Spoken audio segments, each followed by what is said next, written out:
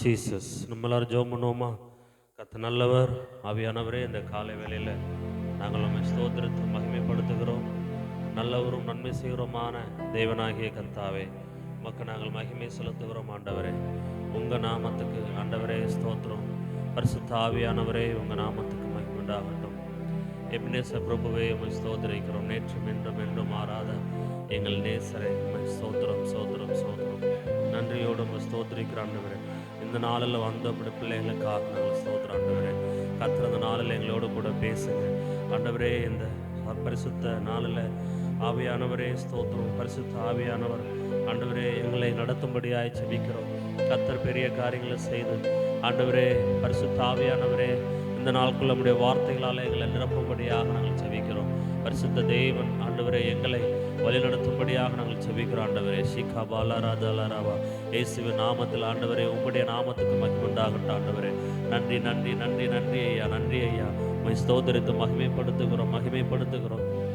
பரிசுத்த ஆவியானவரே உமக்கு நன்றி.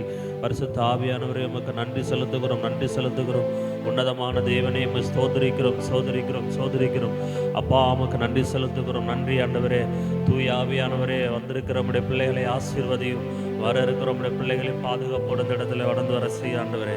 ஆண்டவரே இந்த நாளில் விசேஷமாக நடக்கக்கூடிய ஆராதனைகளை ஆண்டவரே ஆரம்பம் முதல் முடிவு வரையில் உம்முடைய கரத்தில் ஒப்பு கொடுத்து நாங்கள் செபிக்கிறோம். கர்த்தர் நீங்கள் மட்டுமே எங்களை ஆளுகை செய்யும்படியாய் நீர் எங்களை நடத்தும்படியாக நாங்கள் ஸ்தோத்திரிக்கிறோம். கர்த்தாவே நன்றியோடு ஸ்தோத்திரிக்கிறோம். பரிசுத்த ஆவியானவரே உடைய பலத்த கருத்துக்களை எங்களை மறைத்துக் கொள்ளுங்க. பாடல் பகுதிகளை ஆசீர்வதிங்க. சிறுவர்கள் வசனங்களை ஆசீர்வதிங்க. ஆவியானவர் தாமே எங்களை வழிநடத்துங்க ஆண்டவரே. அப்பா ஸ்தோத்திரம். பரிசுத்த தெய்வ ஆவியானவர் இந்த 2026 பயப்படாத சிறுமந்தையே, பிதாவானவர் ராஜ்யத்தை கொடுக்க உங்களுக்கு பிரியமாக இருக்கிறார் என்று சொன்னது போல ஆண்டவர் இந்த வருடத்தில் ராஜ்யத்தை கொடுக்குவதற்கு பிதாவானவர் எங்களுக்கு பிரியமாக இருக்கிறதற்காக ஸ்தோத்திரம் ஆண்டவரே. நன்றி செலுத்துகிறோம். பரிசுத்த ஆவியானவர் உம்முடைய நாமத்துக்கு மகிமை உண்டாகட்டும். தொடர்ந்து இந்த ஆராதனையிலே ஆண்டவர் மகிமைப்படுவீராக.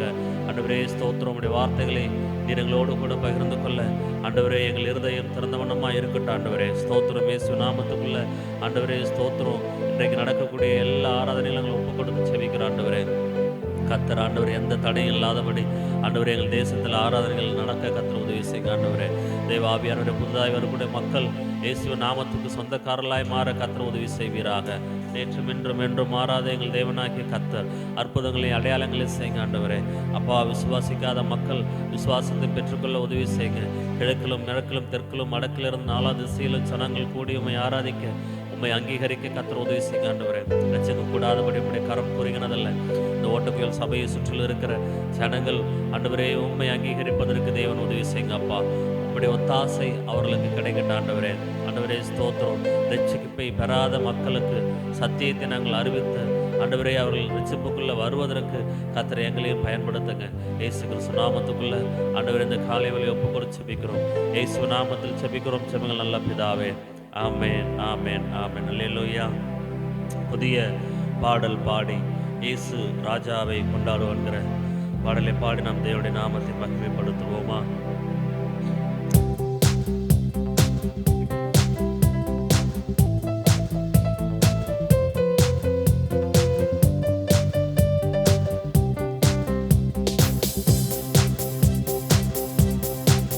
புதிய பாடல் பாடி பாடி இயேசு ராஜாவை கொண்டாடுவோம்.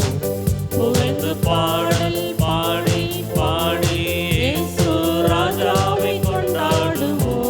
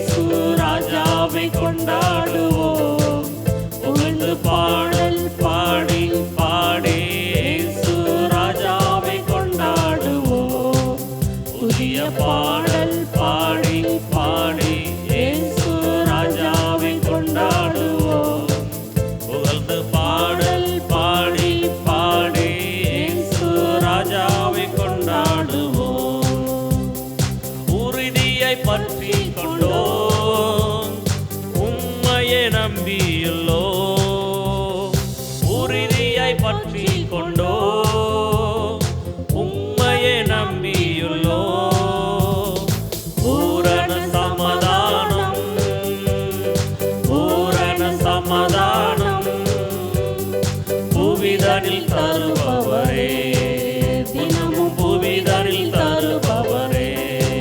புதிய பாடல் பாடி பாடி இயேசு ராஜாவை கொண்டாடுவோம். புகழ்ந்து பாடல் பாடி பாடி இயேசு ராஜாவை கொண்டாடுவோம். புதிய பாடல் பாடி பாடி இயேசு ராஜாவை கொண்டாடுவோம். புகழ்ந்து பாடல் பாடி பாடி இயேசு ராஜாவை கொண்டாடுவோம். அதிசயமானவரே, ஆலோசனை கர்த்தரே, அதிசயமானவரே, ஆலோசனை கர்த்தரே, வல்லமை உள்ள தேவா, வல்லமை உள்ள தேவா, எல்லா வாரங்களில் மன்னவனே, இயேசு ராஜா எல்லா வாரங்களில் மன்னவனே. புதிய பாடல் பாடி பாடி இயேசு ராஜாவை கொண்டாடுவோம்.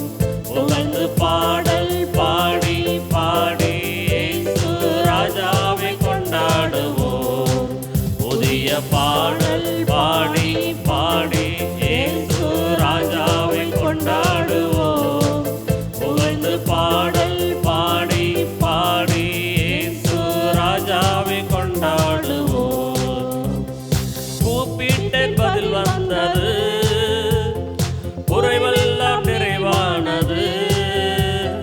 கூப்பிட்டேன் பதில் வந்தது, குறைவெல்லாம் நிறைவானது. மகிமையின் ராஜாவர், மகிமையின் ராஜாவர், மகத்துவமானவரே, எல்லாம் மகத்துவமானவரே. புதிய பாடல் பாடி பாடி இயேசு ராஜாவை கொண்டாடுவேன். புகழ்ந்து பாடல் பாடி பாடி இயேசு ராஜாவை கொண்டாடுவோம். புதிய பாடல் பாடி பாடி இயேசு ராஜாவை கொண்டாடுவோம். புகழ்ந்து பாடல் பாடி பாடி இயேசு ராஜாவை கொண்டாடுவோம். அல்லேலூயா. கர்த்தர் நல்லவர். அவருடைய சமூகத்தில் நான் பாடி துதிப்பது என்பது மிகுந்த சந்தோஷமான ஒன்று. ஆமென். கர்த்தருடைய ராஜ்யத்துக்குள்ள ஆடலும் பாடலும், பரலோகத்தில் இருக்கிற தேவ தூதர்கள் எல்லாமே இரவும் பகலும் அவரை ஓயாமல் துதித்து கொண்டே இருப்பார்களாம். அதுதான் பரலோக ராஜ்யம். கர்த்தருடைய ராஜ்யத்துக்குள்ள இரவும் பகலும் அவரை ஓயாமல் துதித்து கொண்டே இருக்கிற ஒரு பாக்கியம். அப்படிப்பட்ட சந்தோஷத்தையும் சமாதானத்தையும் கர்த்தர் நமக்கு தந்திருக்கிறார். அல்லேலூயா. எந்த கண்மலையானவரே என்கிற பாடலை நாம் பாடுவோம். அவருடைய சிறகுகளின் நிழலாக நம்மை அவர் தாங்குகிறார். பயப்படாத சிறுமந்தையே. நம்முடைய வாக்குத்தத்த வசனம் திரும்ப நாளில் ஆண்டவர் தம்முடைய ராஜ்யத்தை கொடுக்க நமக்கு போதுமானவராக நமக்கு இருக்கிறார். ஆமென். எந்த கண்மலையானவரே. G major 125 tempo.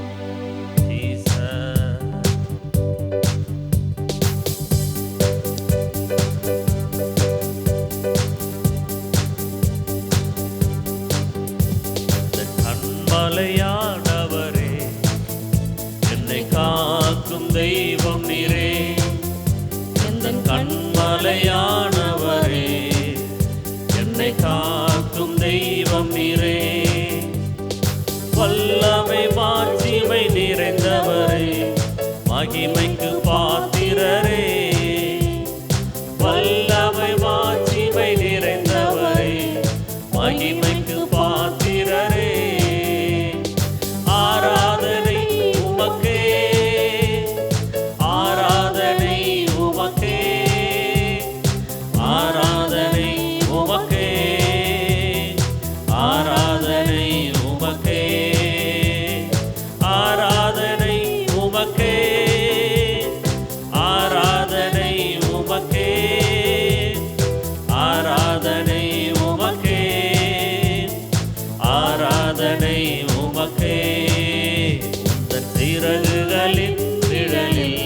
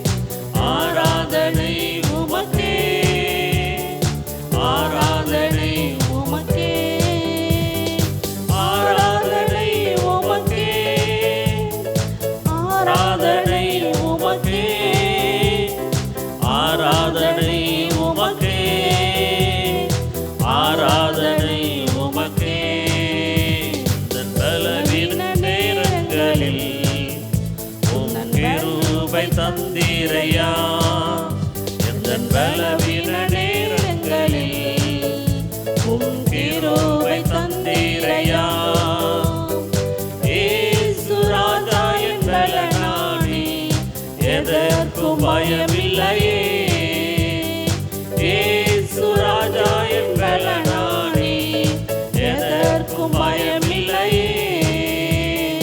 ஆராதனை உமக்கே, ஆராதனை உமக்கே, ஆராதனை உமக்கே,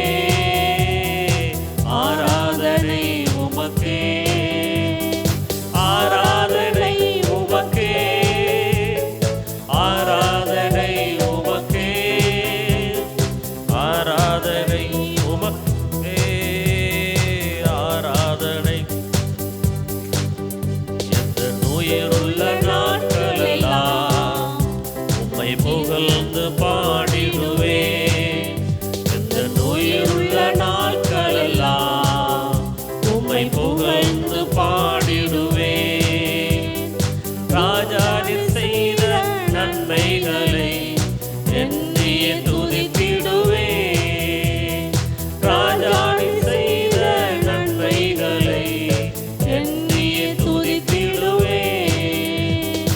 ஆராதனை உமக்கே, ஆராதனை உமக்கே, ஆராதனை உமக்கே, ஆராதனை உமக்கே, ஆராதனை உமக்கே, ஆராதனை உமக்கே, ஆராதனை உமக்கே,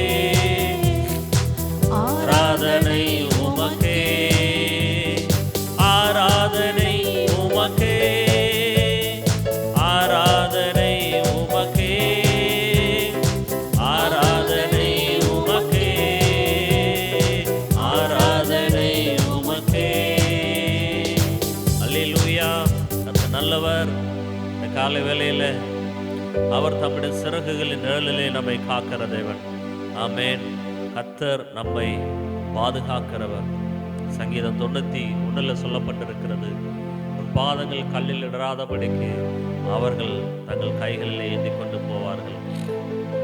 நம்முடைய பாதங்களை கல்ல இடராமல் காத்து நிற்கிற கர்த்தர். ஆமென். நாம் ஒருபோதும் வெட்கப்பட தேவையில்லை, ஒருபோதும் நாம் கலங்க வேண்டிய அவசியம் இல்லை. ஏனென்றால் கர்த்தர் நம்மோடு கூட இருக்கிறார். ஆமென். அவர் நம்முடைய தேவனாக இருக்கிறார். அவர் நமக்கு பாதுகாப்பாக இருக்கிறார். இன்னொரு பாடலை கூட பாடி அவருடைய நாமத்தை மகிமைப்படுத்தவும்.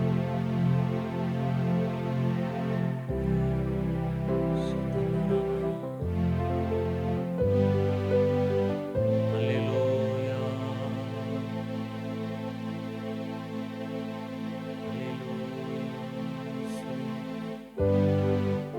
நன்றி ஆண்டவரே, நன்றி அப்பா, நன்றி ஆண்டவரே, நன்றி இயேசுவே. ஸ்தோத்திரம், ஸ்தோத்திரம், ஸ்தோத்திரம், ஸ்தோத்திரம். பரிசுத்தர், பரிசுத்தர், பரிசுத்தர், பரிசுத்தர், பரிசுத்தர். இந்த பாடுவோம் மகிழ்வோம் பாடுவோம் டிஸ்கோ 120 டெம்போ இ மைனர். பாடுவோம் மகிழ்வோம் கொண்டாடுவோம். டிஸ்கோவில் இ மைனர் டெம்போ 120.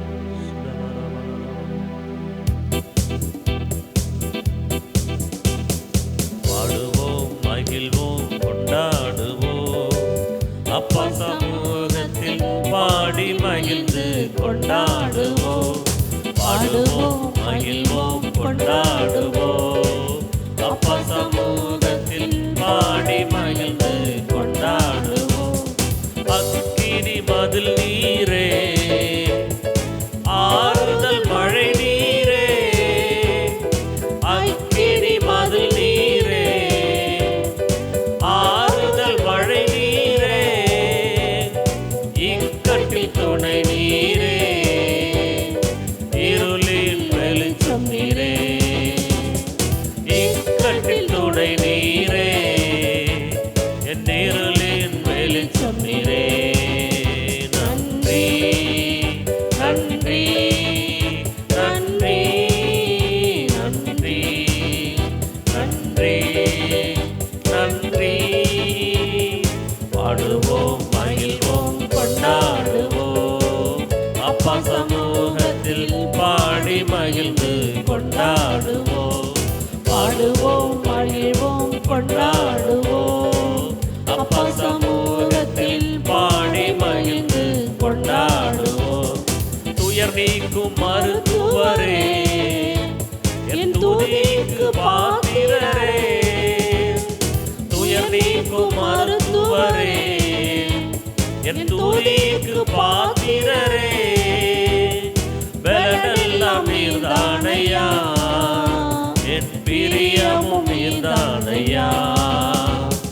பலனெல்லாம் நீர்தானையா, என் பிரியமும் நீர்தானையா. நன்றி நன்றி நன்றி நன்றி நன்றி நன்றி. பாடுவோம் மகிழ்வோம் கொண்டாடுவோம், அப்பா சமூகத்தில் பாடி மகிழ்ந்து கொண்டாடுவோம். பாடுவோம் மகிழ்வோம் கொண்டாடுவோம், அப்பா சமூகத்தில் பாடி மகிழ்ந்து கொண்டாடுவோம். கல்வாரி சிலுவையினால் என் சாபங்கள் உடைந்ததையா. கல்வாரி சிலுவையினால் என் சாபங்கள் உடைந்ததையா. ஆபிரகாமின் ஆசீர்வாதங்கள் இந்த அடிமைக்கு கிடைத்ததையா. ஆபிரகாமின் ஆசீர்வாதங்கள் இந்த அடிமைக்கு கிடைத்ததையா. நன்றி நன்றி நன்றி நன்றி நன்றி நன்றி. பாடுவோம் மகிழ்வோம் கொண்டாடுவோம், அப்பா சமூகத்தில் பாடி மகிழ்ந்து கொண்டாடுவோம். பாடுவோம் மகிழ்வோம் கொண்டாடுவோம், அப்பா சமூகத்தில் பாடி மகிழ்ந்து கொண்டாடுவோம். இயேசுவை உம் இரத்தத்தால் என்னை நீதிமானாய் மாற்றினீரே. இயேசுவை உம் இரத்தத்தால் என்னை நீதிமானாய் மாற்றினீரே. பரிசுத்த ஆவி தந்து உம் அன்பை ஊற்றினீரே. பரிசுத்த ஆவி தந்து உம் அன்பை ஊற்றினீரே. நன்றி நன்றி நன்றி நன்றி நன்றி நன்றி. பாடுவோம் மகிழ்வோம் கொண்டாடுவோம், அப்பா சமூகத்தில் பாடி மகிழ்ந்து கொண்டாடுவோம். பாடுவோம் மகிழ்வோம் கொண்டாடுவோம், அப்பா சமூகத்தில் பாடி மகிழ்ந்து கொண்டாடுவோம். பாடுவோம் மகிழ்வோம் கொண்டாடுவோம், அப்பா சமூகத்தில் பாடி மகிழ்ந்து கொண்டாடுவோம். சிதலர பலர பலர. நன்றி ஆண்டவரே. எல்லாரும் எழுந்து நிற்போமா? கர்த்தர் நல்லவர் நல்லவர் நல்லவர். ஹல்லேலூயா, உம்மை ஸ்தோத்திரிக்கிறோம். எல்லாரும் எழுந்து நிற்போமா? கர்த்தர் நல்லவர். இந்த காலை வேளையிலே நாம் அவரை ஆராதிக்கும்படி, அவரை மகிமைப்படுத்தும்படி நாம் வந்திருக்கிறோம். கர்த்தர் நமக்கு கொடுத்திருக்கிற, நமக்கு தந்த இந்த நாட்களை நம் தெய்வ சமூகத்திலே பயன்படுத்துகிறோம். சிக்காலாராபா, 1000 நாளை காட்டிலும் அவருடைய சமூகத்தில் இருக்கிற ஒரு நாள் மேலானது. பரலோகம் அதை தான் செய்து, பரலோகத்தில் ஆண்டவரை ஆராதிப்பதும் அவருடைய சமூகத்திலே மகிழ்ச்சியாக இருப்பதும் தான் நமக்கு கொடுக்கப்பட்ட வாழ்க்கை. ஹல்லேலூயா. தேவன் நம்முடைய ராஜ்யத்தை கொடுக்க பிரியமாக இருக்கிறார்.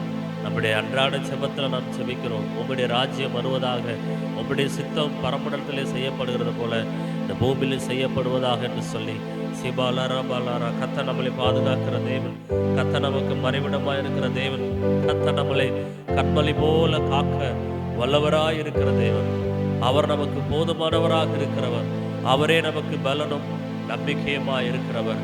அவர் தம்முடைய சிறகுகளாலே நம்மளை மூடி பாதுகாக்கிறவர். கழுகு தன் சட்டைகளுக்குள்ளே மறைத்துக் கொள்ளுகிறது போல நம்மை அவர் மறைத்துக் கொள்ளுகிறவர். சிக்காதால நல்லா கற்பனை பண்ணி பாருங்களேன். ஆண்டவர் நம்மளை மறைத்து பாதுகாக்கிற கர்த்தர்.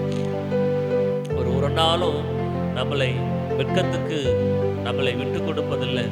ஒரு நாளும் நம்மை அவர் சோர்ந்து போக விடுகிறதில்லை. ஆவி நமக்கு தந்து அந்த ஆவியிலே உற்சாகமடைய கர்த்தர் நமக்கு உதவி செய்திருக்கிறார். மாம்ச பலவீனமானது, ஆனால் ஆவியே உற்சாகமானது. கர்த்தர் தம்முடைய ஆவியை நமக்குள்ள வைத்திருக்கிறார். நம்மளை உருவாக்கின போது, நம்மளை சிருஷ்டித்த போது கர்த்தர் நமக்குள்ளே அவருடைய ஆவியை தந்திருக்கிறார். அதை காட்டிலும் நம்ம என்றைக்கு ரட்சிக்கப்பட்டோமோ அந்த நாள் முதற்கொண்டு அவர் புத்திர சுவிகாரத்தின் ஆவியை தந்திருக்கிறார். பிள்ளை என்கிற அதிகாரத்தை தந்திருக்கிறார். நம்முடைய அப்பா இயேசு கிறிஸ்து, அவர் நம்முடைய தேவன். ஹல்லேலூயா. சிறகுகளின் நிழல் தனிலே நான் நம்பி இளைப்பாறுவேன் என்கிற ஒரு பாடலை பாடி கர்த்தருடைய நாமத்தை மகிமைப்படுத்துவோம்.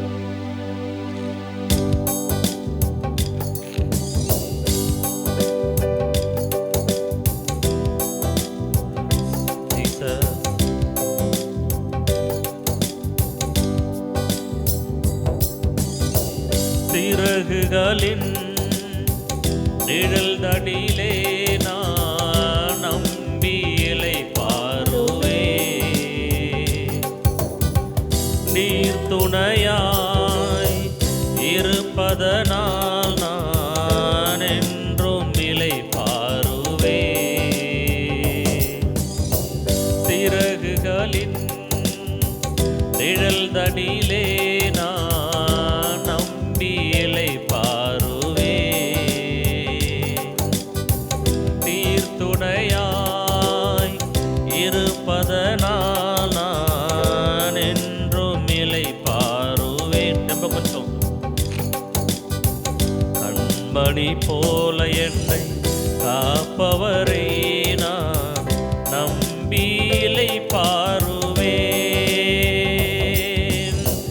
கண்ணுறங்காமல் காப்பவரை நான் நம்பி இளைப்பாறுவேன். கண்மணி போல என்னை காப்பவரை நான் நம்பி இளைப்பாறுவேன். கண்ணுறங்காமல் காப்பவரை நான் நம்பி இளைப்பாறுவேன். மறைவிடமே ஆராதனை, உறைவிடமே உமக்கு ஆராதனை. மறைவிடமே ஆராதனை, புகலிடமே உமக்கு ஆராதனை. ஆராதனை உமக்கு ஆராதனை. என்னை நேசிக்கும் இயேசுவே ஆராதனை. ஆராதனை உமக்கு ஆராதனை. என்னை ஆதரிக்கும் இயேசுவே ஆராதனை. சிறகுகளின் நிழல் தனிலே நான் நம்பி இளைப்பாறுவேன். நீர் துணையாய் இருப்பதனால் நான் என்றும் இளைப்பாறுவேன். சிறகுகளின் நிழல் தனிலே நான் நம்பி இளைப்பாறுவேன். நீர் துணையாய் இருப்பதனால் நான் என்றும் இளைப்பாறுவேன். பக்கத்தில் 1000 பேர் விழுந்தாலும் என்னை அணுகாமல் காப்பவரே. வல பக்கத்தில் 10,000 விழுந்தாலும் என்னை அணுகாமல் காப்பவரே. பக்கத்தில் 1000 பேர் விழுந்தாலும் என்னை அணுகாமல் காப்பவரே. வல பக்கத்தில் 10,000 விழுந்தாலும் என்னை அணுகாமல் காப்பவரே. அடைக்கலமான என் தாபரமே, என்னை அணுகாமல் காப்பவரே. அடைக்கலமான என்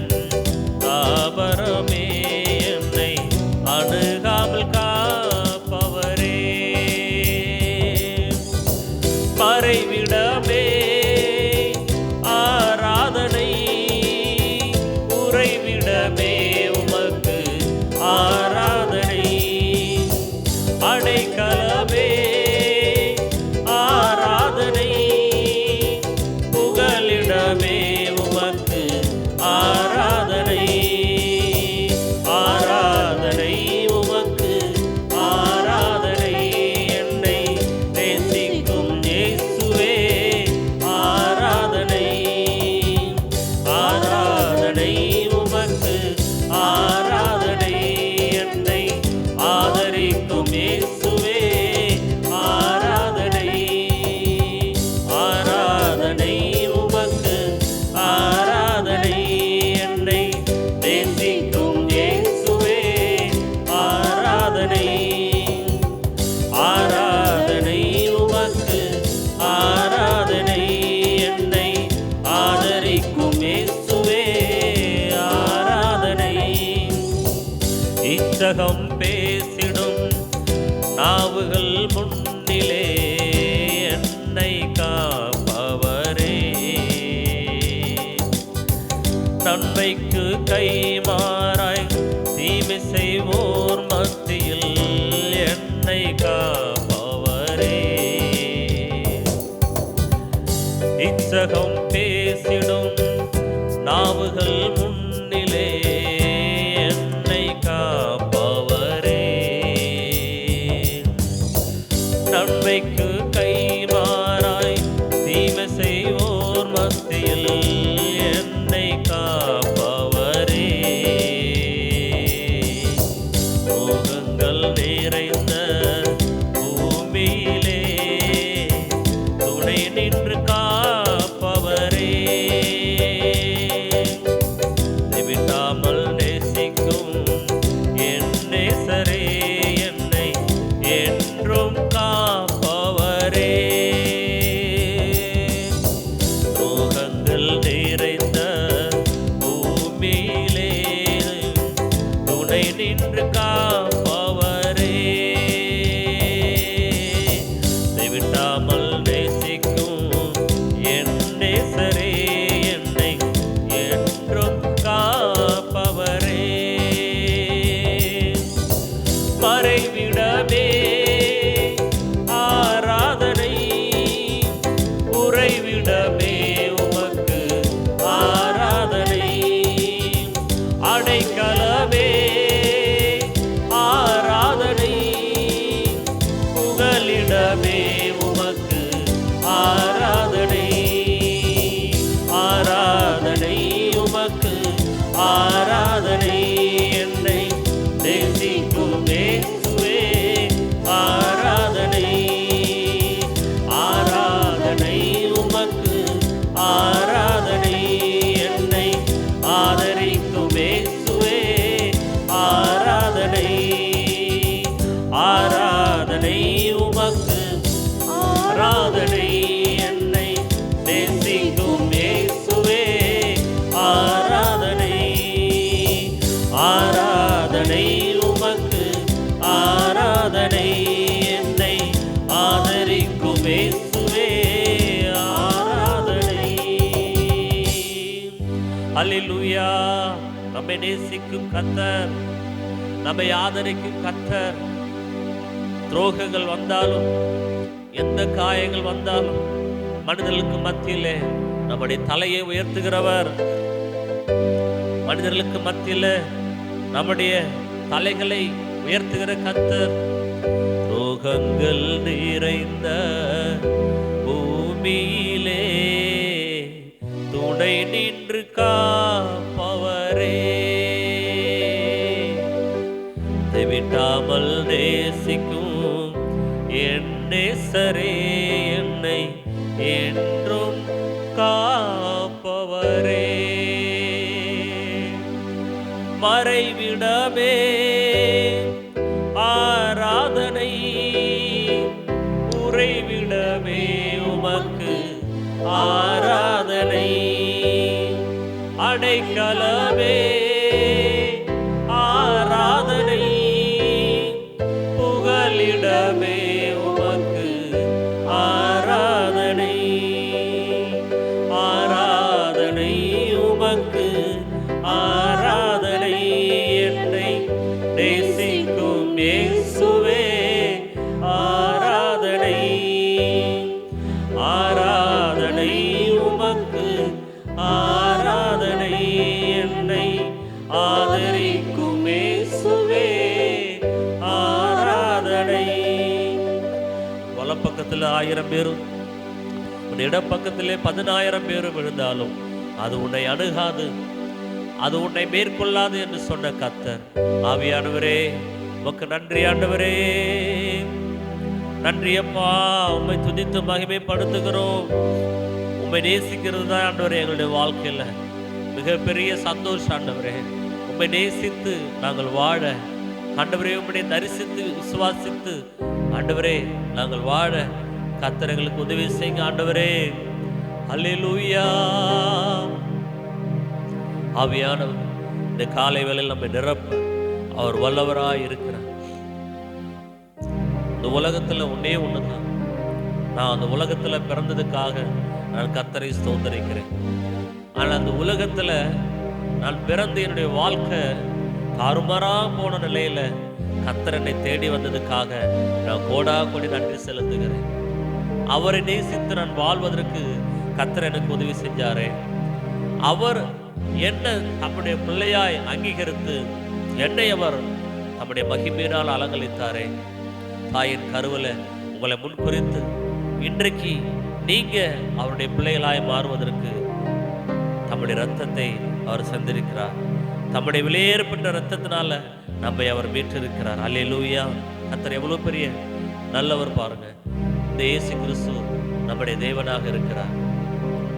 அவர் வெளிநாட்டு கடவுள்லாம் சொல்லி ஆரம்ப நாட்களில் நம்மளை வந்து நாமளே அவருக்கு விரோதமாய் பேசினோம். அவர் வெளிநாட்டு கடவுள், அவர் எதுக்கு நீங்க இங்க வந்து சொல்றீங்கலாம் சொல்லி நம்ம எதிர்த்து நின்றோம். ஆனால் இந்த தேவன் தான் நம்மளை உருவாக்கின தேவன் என்பதை இன்றைக்கு நாம் புரிந்து கொள்கிறோம். ஷிகாபாலாராபாலாராபா. ஹல்லேலூயா. இயேசுவே. ஆவியானவரே உம்மை நேசித்து நான் வாழ்ந்திட உங்க கிருபை தாருமே. உம்மில் வாஞ்சையா என்று தொடர்ந்திட உங்க கிருபை தாருமே. உம்மை நேசித்து நான் வாழ்ந்திட உங்க கிருபை தாருமே.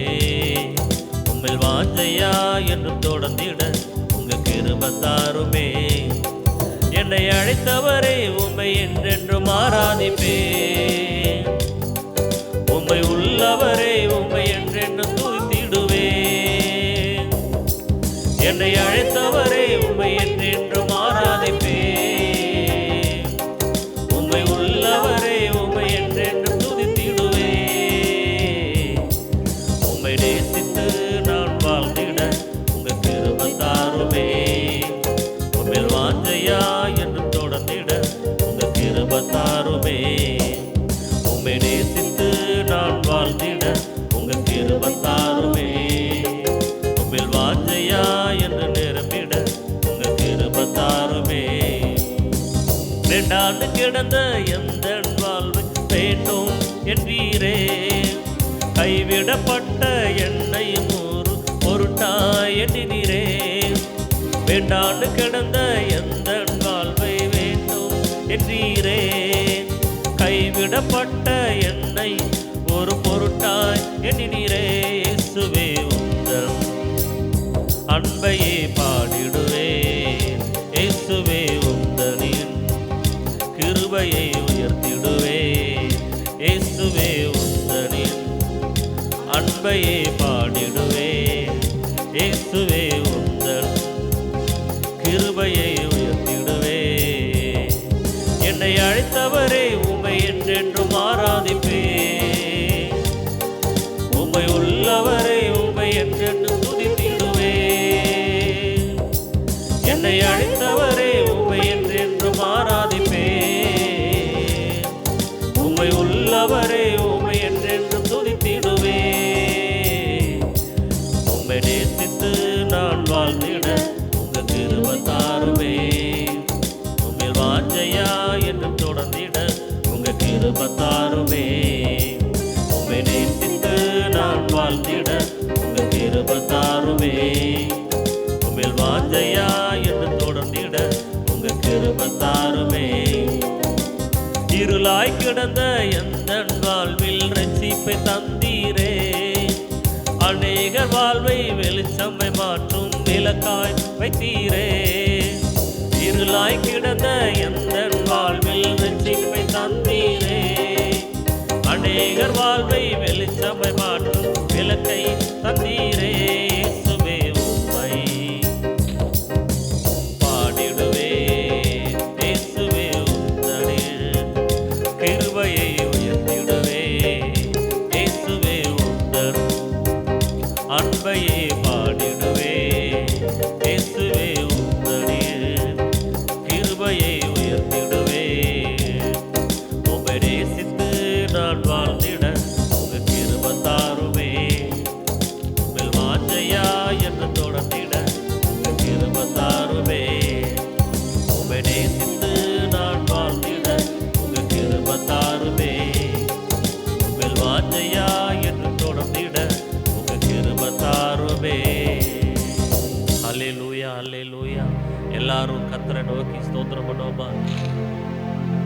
ஆவியானவரே, உங்களை நேசித்து உம்மை நேசித்து வாழ்கிற வாழ்க்கை அநேகருடைய வாழ்க்கையில் ஆண்டவரே வேண்டான்ற நிலைமையில நாங்கள் கடந்து வந்தோம். இருளாய் கடந்த என் வாழ்வை ஒளியாக மாற்றினீங்களா அப்பா. அநேகர் வெளிச்சத்தை கண்டுகொள்ள உம்மை நேசிக்க கர்த்தர் எங்களை வெளிச்சமாய் மாற்றினீங்களா.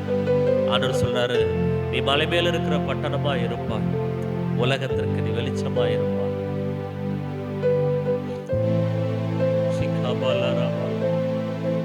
விளக்கு தண்ணின் மேல இருக்கிற விளக்கா, உலகத்திற்கு உப்பா, மலை மேல இருக்கிற பட்டணமா கர்த்தர் நம்மளை மாற்றி இருக்கு. எத்தனை பேர் அதை நம்புறீங்க? அல்லேலூயா. நன்றி ஆண்டவரே. இந்த வார்த்தை இருளாய் கிடந்த என் வாழ்விலே ரட்சிப்பை தந்தீரே. இன்னைக்கு நீங்களும் நானும் ஏசப்பாவை ஏற்றுக்கொள்ளலாம். நம்முடைய வாழ்க்கை எப்படி இருக்குன்னு கற்பனை பண்ணி பாருங்க. இப்பவே நம்ம ஒரு பரலோக வாழ்க்கையை தான் வாழ்றோம். மரணம் என்பது சரீரத்துக்கு மட்டுமே, உள்ளான மனுஷனுக்கு மரணம் இல்லை. நாம் வாழக்கூடிய வாழ்க்கை என்பது உள்ளான மனித வாழ்க்கை. ஆத்மா வாழ்வது போல எல்லாவற்றிலும் சுகித்து வாழ்வதற்கு தேவன் வாக்கு பண்ணியிருக்கிறார். ஆவியானவரே, உங்களுக்கு நன்றி செலுத்துவோம். இந்த காலை வேளையில எங்களை ஒப்புக் கொடுத்து நாங்கள் செபிக்கிறோம். உங்களுடைய வார்த்தைகளை நாங்கள் தியானிக்க கர்த்தர் உதவி செய்யும். தொடர்ந்து ஆண்டவரே நீரே பெரிய காரியங்களை செய்யும். இயேசுவின் நாமத்தில் செபிக்கிறோம். செபிகள் எல்லாம் பிதாவே, ஆமென், ஆமென். அல்லேலூயா. சங்கீதம் 91 சங்கீதத்தை எடுத்துக்கொள்ளவும். முதலாவது சங்கீதத்தை நான் வாசிக்கிறேன், ரெண்டாவது சங்கீதத்தை நீங்கள் எல்லாரும் சேர்ந்து வாசிங்க.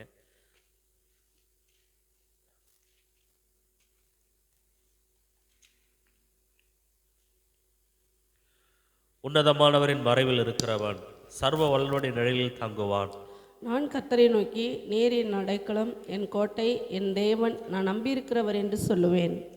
அவர் உன்னை வேடனுடைய கண்ணிக்கும் பாழாக்கும் கொள்ளை நோய்க்கும் தப்புவிப்பார். அவர் தமது சிறகுகளாலே உன்னை மூடுவார். அவர் செட்டைகளின் கீழே அடைக்கலம் புகுவாய். அவருடைய சத்தியம் உனக்கு பரிசையும் கேடகமும் ஆகும். இரவில் உண்டாகும் பயங்கரத்துக்கும் பகலில் பறக்கும் அம்புக்கும் இருளில் நடமாடும் கொள்ளை நோய்க்கும் மத்தியானத்தில் பாழாக்கும் சங்காரத்துக்கும் பயப்படாதிருப்பாய். உன் பக்கத்தில் 1000 பேரும் உன் வலப்பக்கத்தில் 10,000 பேரும் விழுந்தாலும் அது உன்னை அணுகாது. உன் கண்களால் மாத்திரம் நீ அதை பார்த்து துன்மார்க்கருக்கு வரும் பலனை காண்பாய். எனக்கு அடைக்கலமா இருக்கிற உன்னதமான கர்த்தரை உனக்கு தாபரமாக கொண்டாய். ஆகையால் பொல்லாப்பு உனக்கு நேரிடாது, வாதை உன் கூடாரத்தை அணுகாது. உன் வழிகளெல்லாம் உன்னை காக்கும்படி உனக்காக தம்முடைய தூதர்களுக்கு கட்டளையிடுவார். உன் பாதம் கல்லில் இடராதபடிக்கு அவர்கள் உன்னை தங்கள் கைகளில் ஏந்தி கொண்டு போவார்கள். சிங்கத்தின் மேலும் விரியன் பாம்பின் மேலும் நீ நடந்து பாலசிங்கத்தையும் மலுசிற்பத்தையும் மிதித்து போடுவாய். அவன் என்னிடத்தில் வாஞ்சியா இருக்கிறபடியால் அவனை விடுவிப்பேன். என் நாமத்தை அவன் அறிந்திருக்கிறபடியால் அவனை உயர்ந்த அடைக்கலத்திலே வைப்பேன். அவன் என்னை நோக்கி கூப்பிடுவான், நான் அவனுக்கு மறு உத்தரவு அருள செய்வேன். ஆபத்தில் நானே அவனுடைய இருந்து அவனை தப்புவித்து அவனை கனப்படுத்துவேன். நீடித்த நாட்களால் அவனை திருப்தியாக்கி என் ரட்சிப்பை அவனுக்கு காண்பிப்பேன். ஆமென். உட்காருவோம்.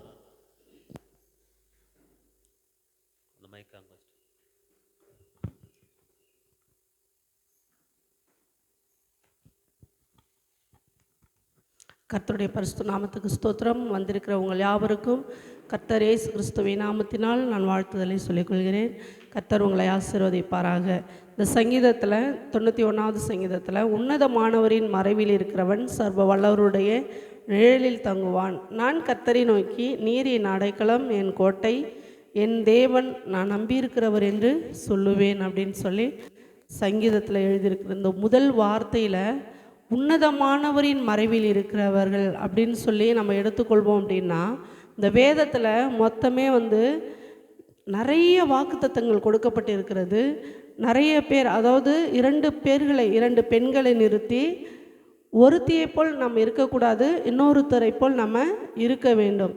2 ஆண்களை பார்த்து இவர்களைப் போல் இருக்கக்கூடாது, இவர்களைப் போல் இருக்க வேண்டும் என்று சொல்லி அநேக உதாரணங்களையும் அநேக விளக்கங்களையும் இந்த வேதத்தில் எழுதி வைத்திருக்கிறார்கள் பரிசுத்த ஆவியினால். நம்ம இன்னைக்கு என்ன பார்க்குறோம் அப்படின்னா, உன்னதமானவராகிய இயேசுவை யார் பற்றி கொண்டார்கள், அவர்களின் நிமித்தம் என்ன நடந்தது அப்படின்னு சொல்லி பார்த்தா, நம் தானியேலை பார்க்கலாம். தானியேலை எடுத்துக்கொள்வோம் அப்படின்னா, தானியேலுடைய வாழ்க்கையில் அவர் என்ன தான் செய்து கொண்டிருந்தார், என்ன தான் உலகத்துக்கு விரோதமாக பண்ணார் அப்படின்னா, ஒரு காரியமும் இல்லை. 3 வேளையும் அவர் அல்லும் பகலும் 3 வேளையும் ஜெபிக்கிறவராக காணப்பட்டார். ஜெபிப்பது நிமித்தம் அவருக்கு வந்த சோதனை அநேகமாயிரமாக இருந்தது. அநேக பிரச்சனைகளை அவர் சகித்தார். அநேக போராட்டங்கள் வந்தது. ஏன் வந்தது தெரியுங்களா? அவர் மேல் வைத்த குற்றமே என்னதான், இவங்க ஜெபம் பண்ணிக்கிட்டே இருக்கிறாங்க, இதுதான் குற்றம். வேற எந்த குற்றத்தையும் பார்க்கவே இல்லை. தானியேலை எடுத்து 6ஆம் அதிகாரம் 10வது வசனத்தில் வாசித்தோம் அப்படின்னா, தானியேலோ வென்றால் அந்த பத்திரத்துக்கு கையெழுத்து வைக்கப்பட்ட போது என்று தெரிந்த போதிலும் தான் ஜெபித்து வந்தபடியே 3 வேளையும் அவர் ஜெபிக்கிறவராய் காணப்பட்டார்னு சொல்லி நல்ல தெளிவாக எழுதியிருக்கிறது. நம்ம வாழ்க்கையில் அப்படி தான். தானியேல் எந்த இடத்துல கர்த்தரை உன்னதமானவராய் வைத்தார் அப்படின்னா, பல போராட்டங்கள் வந்த போதிலும், பிரச்சனைகள், நெருக்கடிகள் அவர்களுடைய வாழ்க்கையில் நேர்ந்த போதிலும், அந்த நேரத்தில் ஆண்டவரை உன்னதமானவராய் வைத்து கொண்டார். எந்த பிரச்சனை வந்தாலும் பரவாயில்ல, எந்த நெருக்கடி வந்தாலும் பரவாயில்ல, என்னுடைய உயிர் போனாலும் பரவாயில்லைன்னு சொல்லி உன்னதமானவராக அவர் நினைத்தது நிமித்தம் அவர் சிங்கக்கெபியில் போட்டாங்க. சிங்கக்கெபியில் போட்டாங்க. அவரை போடும்போது எந்த சிங்கங்களும் அவரை இல்லை, சாப்பிடவும் இல்லை, அவங்க கிட்ட போகவும் இல்லை. ஆனால் அவர்களை போட்டவர்களை பக்கத்தில் கொண்டு செல்லும் போதே தாவி விழுந்து என்ன செஞ்சிடுச்சு, எல்லாரையும் சாப்பிட்டுடுச்சு அப்படின்னு சொல்லி நம்ம தானியேலில் பார்க்குறோம்.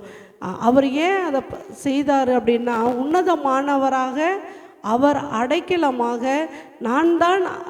எனக்கு அவர் உன்னதமானவராக இருக்கிறார், எனக்கு அவர் நான் நம்பும் அடைக்கல பட்டணமாக இருக்கிறார், எனக்கு அவர் பக்கபலமாக இருக்கிறார், எனக்கு அவர் போதுமானவராக இருக்கிறார், நான் நம்பும் கண்மலை அவர்தான், நான் நம்பும் அஸ்திபாரம் அவர்தான், என் நெருக்கடி நேரத்தில் என்னை பாதுகாக்கிறவர் அவர்தான், எனக்கு சோதனை வரும் நாட்களில் எல்லாம் நான் ஜெயித்து இந்த உலகத்தில் போராட வெற்றி தருகிறவர் அவர்தான் என்று சொல்லி அவருடைய வாழ்க்கையில் உன்னதமானவராக அவரை ஏற்றுக்கொண்டார். அதனால் அவர் ஜெய கிரீடத்தை அவர் பெற்றுக்கொண்டார் என்று சொல்லி நம்ம பார்க்க முடியும்.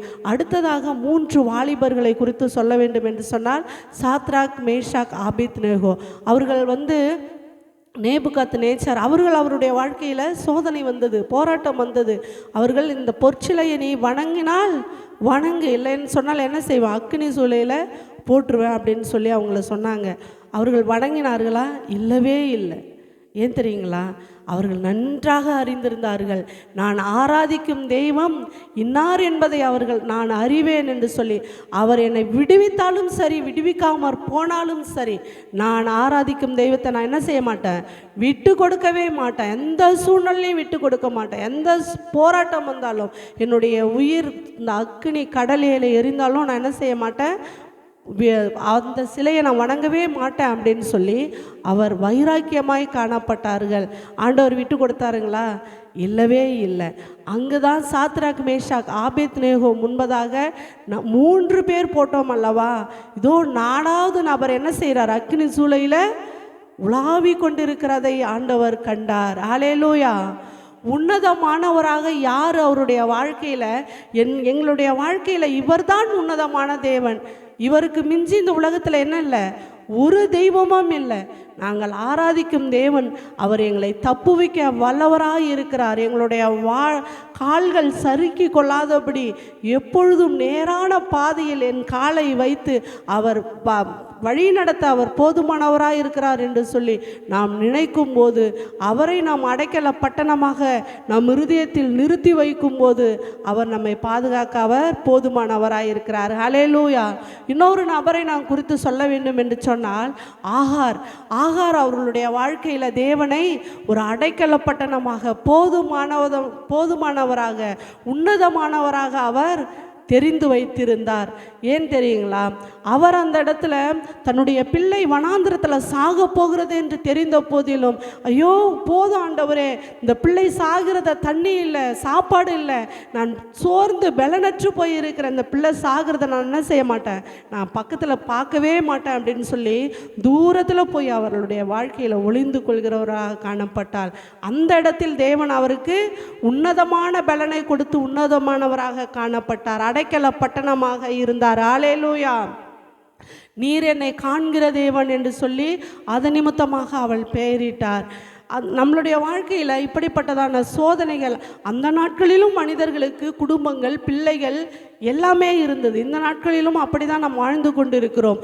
குடும்பத்தோடு, பிள்ளைகளோடு, போராட்டங்களோடு, நெருக்கங்களோடு, பல சூழ்நிலைக்கு மத்தியில், வியாதிகளுக்கு மத்தியில், வேதனைகளுக்கு மத்தியில், போராட்டங்களுக்கு மத்தியில் நாம் வாழ்ந்து கொண்டு இருக்கிறோம். அந்த நாட்களிலும் கர்த்தரை அவர்கள் விடாப்பிடியாமல் பற்றி கொண்டிருந்தார்கள். கர்த்தரே என் தெய்வம் என்று சொல்லி நிரூபித்து காட்டினவர்களாக இருந்தார்கள். அப்பொழுதுதான் அவர்கள் என்ன செய்தார்கள்? ஜெயித்தவராக, உலகத்தை ஜெயிக்க ஆண்டவர் பலனை கொடுத்தார். இந்த பலகீனத்தை ஜெயிக்க ஆண்டவர் பலனை கொடுத்தார். இந்த எல்லா சூழ்நிலைகளிலும் ஜெயித்து வர ஆண்டவர் உதவி செய்தார். நாமும் நம்மளுடைய வாழ்க்கையில் இந்த வசனத்தின்படியாக உன்னதமானவர் மறைவில் நாம் தங்கி கொள்ளும் போது, அவர்தான் என் அடைக்கலப்பட்டணம், அவர்தான் என் கோட்டை, அவர்தான் என் நம்பிக்கை, அவர்தான் நான் நம்பும் நங்கூரம், அவர்தான் என்னுடைய அஸ்திபாரம், அவர்தான் என்னுடைய கண்மலை என்று சொல்லி நாம் வைராக்கியம் பாராட்டும் போது, உண்மையாலுமே தேவனுடைய பிள்ளைகளை நாம் ஒரு அடி எடுத்து வைக்கும் போது கர்த்தர் நமக்கு 9 அடியாக நடத்துவார். ஹல்லேலூயா. கர்த்தர் தாமே இந்த வார்த்தையை ஆசீர்வதிப்பாராக. ஆமென்.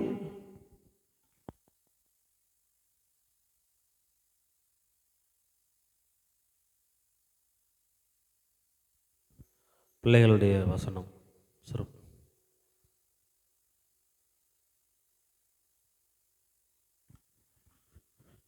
உங்கள் மனம் புதிதாகிறதுனாலே மனுரூபமாகுங்கள். ரோமர் 12:2.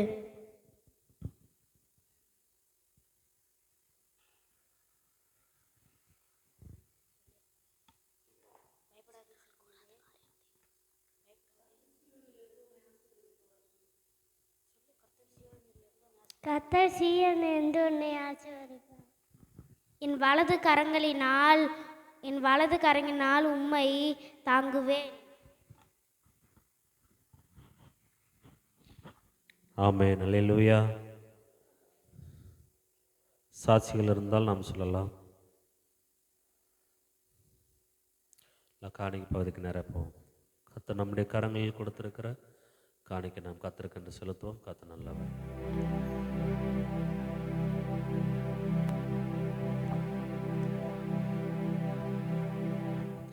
என்னையே ஆனந்தம் சொல்லக்கூடாதே, என்னையே ஆனந்தம் சொல்லக்கூடாதே. மன்னன் கிறிஸ்து என் பாவத்தை எல்லாம் மன்னித்து விட்டாரே, மன்னன் கிறிஸ்து என் பாவத்தை எல்லாம் மன்னித்து விட்டாரே. கூடுவோம், ஆடுவோம், பாடுவோம், ஒன்றாய் மகிழ் கொண்டாடுவோம். கூடுவோம், ஆடுவோம், பாடுவோம், ஒன்றாய் மகிழ் கொண்டாடுவோம். நாடிய நம்மை தேடிய வந்த நாதனை ஸ்தோத்தரிப்போம். நாடிய நம்மை தேடிய வந்த நாதனை ஸ்தோத்தரிப்போம். என்னைய ஆனந்தம் சொல்லக்கூடாது, என்னைய ஆனந்தம் சொல்லக்கூடாது. மன்னன் கிறிஸ்து என் பாவத்தை எல்லாம் மன்னித்து விட்டாரே, மன்னன் கிறிஸ்து என் பாவத்தை எல்லாம்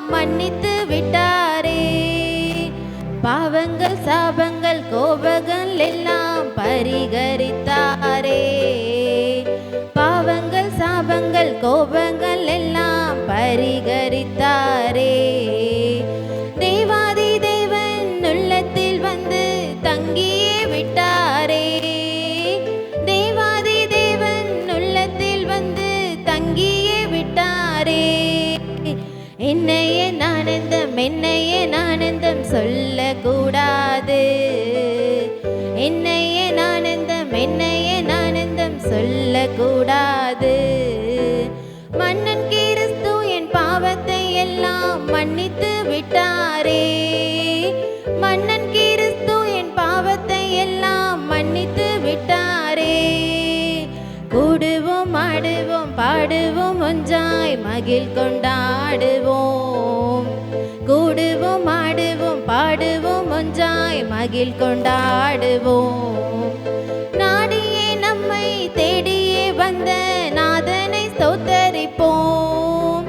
நாடியே நம்மை தேடியே வந்த நாதனை ஸ்தோத்தரிப்போம். என்னைய ஆனந்தம் என்னைய ஆனந்தம் சொல்லக்கூடாது. என்னைய ஆனந்தம் என்னைய ஆனந்தம் சொல்லக்கூடாது. மன்னன் கிறிஸ்து என் பாவத்தை எல்லாம் மன்னித்து விட்டாரே. மன்னன் கிறிஸ்து என் பாவத்தை எல்லாம் மன்னித்து விட்டாரே. ஆமென்.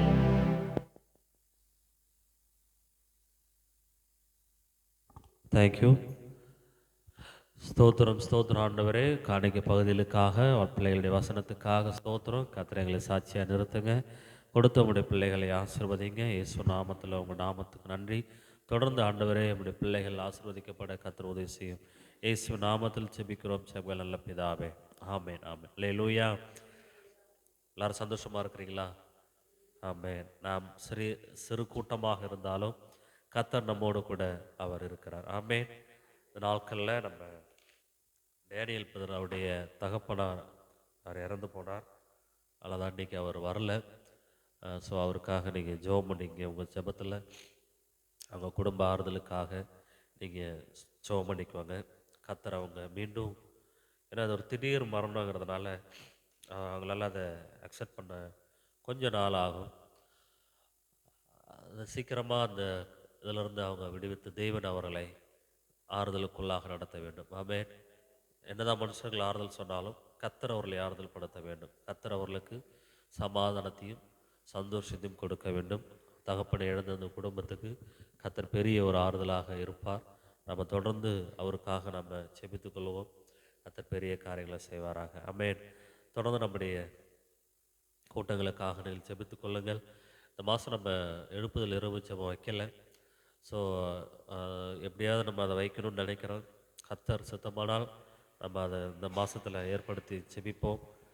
தேசங்களுக்காக, சபையின் வளர்ச்சிக்காக, நம்முடைய கிராம ரட்சிப்புக்காக, இந்த சபையை சுற்றிலும் இருக்கிற மக்களுக்காக, மாவட்டத்திற்காக நாம் ஜெபிக்க கடமைப்பட்டு இருக்கிறோம். கர்த்தர் நிச்சயமாக நாட்களில் நமக்கு உதவி செய்வாராக. ஆமென். தொடர்ந்து நாம் இந்த நாட்களில் கர்த்தருடைய வார்த்தைக்கு நேராக செல்வோம். கர்த்தர் நம்மோடு கூட பேச வேண்டும். இந்த வருஷத்தின் வாக்குத்தத்தம், பயப்படாத சிறுமந்தையை பிதாவானவர் தம்முடைய ராஜ்யத்தை கொடுக்க ஆர்வமாக இருக்கிறார். அல்லேலூயா. அவர் பிரியமாக இருக்கிறார். கர்த்தர் தம்முடைய ராஜ்யத்தை கொடுப்பதற்கு பிரியமாக இருக்கிறார். ஆமென். இந்த நாட்களில் நம்ம தேவனுடைய ராஜ்யத்தை குறித்து தான் நாம் தியானிக்கிறோம். தேவனுடைய ராஜ்யத்துக்குள்ளே என்னெல்லாம் இருக்குது, தேவனுடைய ராஜ்யம் எப்படிப்பட்டது, இதெல்லாம் நம்ம கடந்த நாட்களில் தியானித்தோம். ஆமென். ஒரு நிமிஷம் இந்த நாட்கள்லேயும் கர்த்தர் நமக்கு நம்முடைய வார்த்தைகளை குறித்து பேசும்படியாக, அது நம்முடைய உள்ளத்தில் அது அது அந்த வார்த்தையின் பிரகாரமாக நம்ம நடக்க கர்த்தர் உதவி செய்யும்படி நம்ம எல்லாரும் ஜெபிப்போம். நல்ல ஆண்டவரே, இந்த நாளுக்காக ஸ்தோத்திரம். உங்களுடைய நாமத்துக்கு மகிமை உண்டாகட்டும். கர்த்தர் எங்களோடு கூட பேசுகிற வார்த்தைக்காக நாங்கள் ஸ்தோத்திரம். ஆவியானவர் தாமே ஆண்டவரே, இந்த வாழ்க்கையை எங்களுக்கு தந்தீங்களப்பா. பரிசுத்த ஆவியானவரே, உங்களுடைய வார்த்தையை எங்களுக்குள்ளே வைத்து அந்த வார்த்தையின் வெளிச்சத்தில் நாங்கள் நடப்பதற்கு கர்த்தரை எங்களுக்கு உதவி செய்யுங்க. ஆண்டவரே, எங்கள் ஜீவன் உள்ள நாளளவும் கர்த்தரை நாங்கள் ஆராதிக்க மகிமைப்படுத்த கர்த்தரை எங்களுக்கு உதவி செய்யுங்க. ஆண்டவரே, இயேசு கிறிஸ்து நாமத்தில் இந்த வார்த்தைகள் ஆண்டவரே, நீர் எங்கள் மத்தியில் பேசுகிற ஒரு நீர் எங்களை ஒப்புக் கொடுக்கிறோம். ஆளுகை செய்யும்படி ஜெபிக்கிறோம். இயேசு நாமத்தில் பிதாவே. ஆமென் ஆமென். அல்லேலூயா. ஆண்டுடைய இந்த வசனம் பரலோக ராஜ்யம். இந்த பரலோக ராஜ்யம் நான் சொன்னேன், பரலோக ராஜ்யங்கிற வார்த்தை பழைய ஏற்பாட்டு காலத்தில் சொல்லப்படலை, புதிய ஏற்பாட்டு காலத்தில் தான் அது சொல்லப்பட்டிருக்கிறது. பழைய ஏற்பாட்டு மனிதர்கள் மரித்த உடனே அவர்களுக்கு இருந்த இடம் பாதாளம். பாதாளம் தான் அவங்களுடைய இடம். யாக்கோபு கூட சொல்லுவார், என்னை உயிரோட பாதாளத்தில் நீங்கள் என்ன பண்ணுறீங்க, இறக்க பார்க்குறீங்க பார். அவருடைய மகன் யோசேப்பு காணாமல் போயிட்டார். மீண்டும் அவங்க எகிப்தில் போயிட்டு இந்த யோசேப்புடைய தம்பி எங்கே, அவனை கொண்டு வந்தால் தான் நாங்கள் தானியம் கொடுப்போம் அப்படிங்கும்போது அந்த வார்த்தையை யாக்கோபு சொல்லுவார், என்னை உயிரோடு என்ன பண்ணுறீங்க, பாதாளத்துக்கு இறக்க பண்ணுறீங்க. அப்போது அந்த நாட்களில் இயேசு கிறிஸ்து வருகிற வரையிலும், அதாவது புதிய ஏற்பாடு தொடங்குகிற வரைக்கும் மரித்த பரிசுத்தவான்கள் எல்லாருமே பாதாளத்துக்கு தான் போனாங்க. லாசரு கூட மரித்ததுக்கு பிறகு எங்கேருந்து அவன் அந்த ஐஸ்வர்யவான் எங்கேருந்து தண்ணி கேட்குறான், பாதாளத்திலிருந்து தான் என்ன பண்ணுறான், கதறான். ஆபிரகாமை பார்த்து, ஆபிரகாமே எனக்கு ஒரு சொட்டு தண்ணி கிடைக்குமா, நான் இங்கே கஷ்டப்படுறத என் சகோதரர்கள் அந்த இடத்துல வந்து கஷ்டப்படக்கூடாது அப்படின்னு அவன் சொல்கிறான். ஆனால் இயேசு கிறிஸ்து என்றைக்கு சிலுவையில் மரணத்தை ஜெயித்து அவர் பரமேறினாரோ அன்றைக்கே பழைய ஏற்பாட்டு பரிசுத்தவான்கள் எல்லாரும் விடுதலையாக்கப்பட்டு இப்போ அவர் எங்கே இருக்கிறார், அவர்கள் எல்லாரும் பரதீஸ் என்கிற இடத்துல அவர்கள் எல்லாரும் இருக்கிறார்கள். இதுதான் நமக்கு கிடைத்த ஒரு ஸ்லாக்கியம். அப்போ இந்த நாட்களில் தேவன் தம்முடைய ராஜ்யத்தை நமக்கு என்ன பண்ணியிருக்கிறார், கொடுத்திருக்கிறார். இந்த நாட்களில் நம்ம அதை தியானித்து வருகிறோம். அப்போ இந்த பரலோக ராஜ்யத்துக்குள்ள அர்ப்பணிக்கப்பட்ட நாம், அதை பெற்றுக்கொண்ட நாம், நம்முடைய வாழ்க்கையில் இப்போ வாழ்கிறதே பரலோக வாழ்க்கை தான். ஆமே, எத்தனை பேர் உணர்றீங்க? இப்போ வாழ்கிறதே பரலோக வாழ்க்கை தான். யெகோவா விட்னஸ்காரவங்கெல்லாம் பார்த்தீங்கன்னா அவங்க சொல்லுவாங்க, நாங்களாம் சாகவே மாட்டாங்க அப்படிம்பாங்க. நாங்களாம் சாகவே மாட்டாங்க, ஏன்னா நாங்கள் 1000 வருட அரசாட்சியில் தாங்க வாழ்கிறோம் அப்படிம்பாங்க. அது எப்படி அவங்க சொல்கிறாங்கன்னு தெரியல. ஆனால் அவர்கள் வேதத்தை அதிகமாக அவங்க வாசித்து தியானித்து அதை சொல்கிறதில்ல, அவர்களுக்கு பெற்ற வெளிப்பாடு. இந்த பைபிளை பலர் பல விதமாக புரிந்து கொண்டதுனால தான் இன்றைக்கி சபை பல உபதேசங்கள், பல மாறுபாடான உபதேசங்கள் அந்த உலகத்துக்குள்ளே வந்துச்சு. பரிசுத்த ஆவியானவர் தம்முடைய தாசர்கள் மூலமாய் அவர்கள் எழுப்பி கிட்டத்தட்ட இந்த பைபிளில் மொத்தம் 66 புத்தகங்கள் நினைக்கிறேன். அத்தனை புத்தகங்களும் தேவன் எழுதினதை வந்து பரிசுத்த ஆவியின் மூலமாக எழுப்பி தான் என்ன பண்ணார், இந்த புத்தகங்களை எழுதினார். ஆனால் காலப்போக்கில் இத்தனை ஒரு 6000 வருஷமாக சபை என்பது அவரவர்கள் புரிந்து கொண்ட அவரவர்களுக்கு தெரிந்த வழியில் தான் சபை இன்னைக்கு இன்னை வரைக்கும் அப்படி தான் போயிட்டுருக்கு. பாருங்க, எகிப்து தேசத்திலிருந்து ஒட்டுமொத்த இஸ்ரவேலர்களும் வராங்க. அந்த உடனே மோசே கொஞ்ச நாள் என்ன பண்ணுறாரு, நான் போயிட்டு சீனாய் மலைக்கு மேலே நான் போயிட்டு என்ன பண்ணுறேன், ஜெபம் பண்ணிட்டு வரேன், கர்த்தருடைய வார்த்தையை பெற்றுக்கொண்டு வரேன், அது வரைக்கும் நீங்கள் காத்துருங்கன்னு சொல்லிட்டு போகிறார். எத்தனை நாள்லாம் சொல்லலை.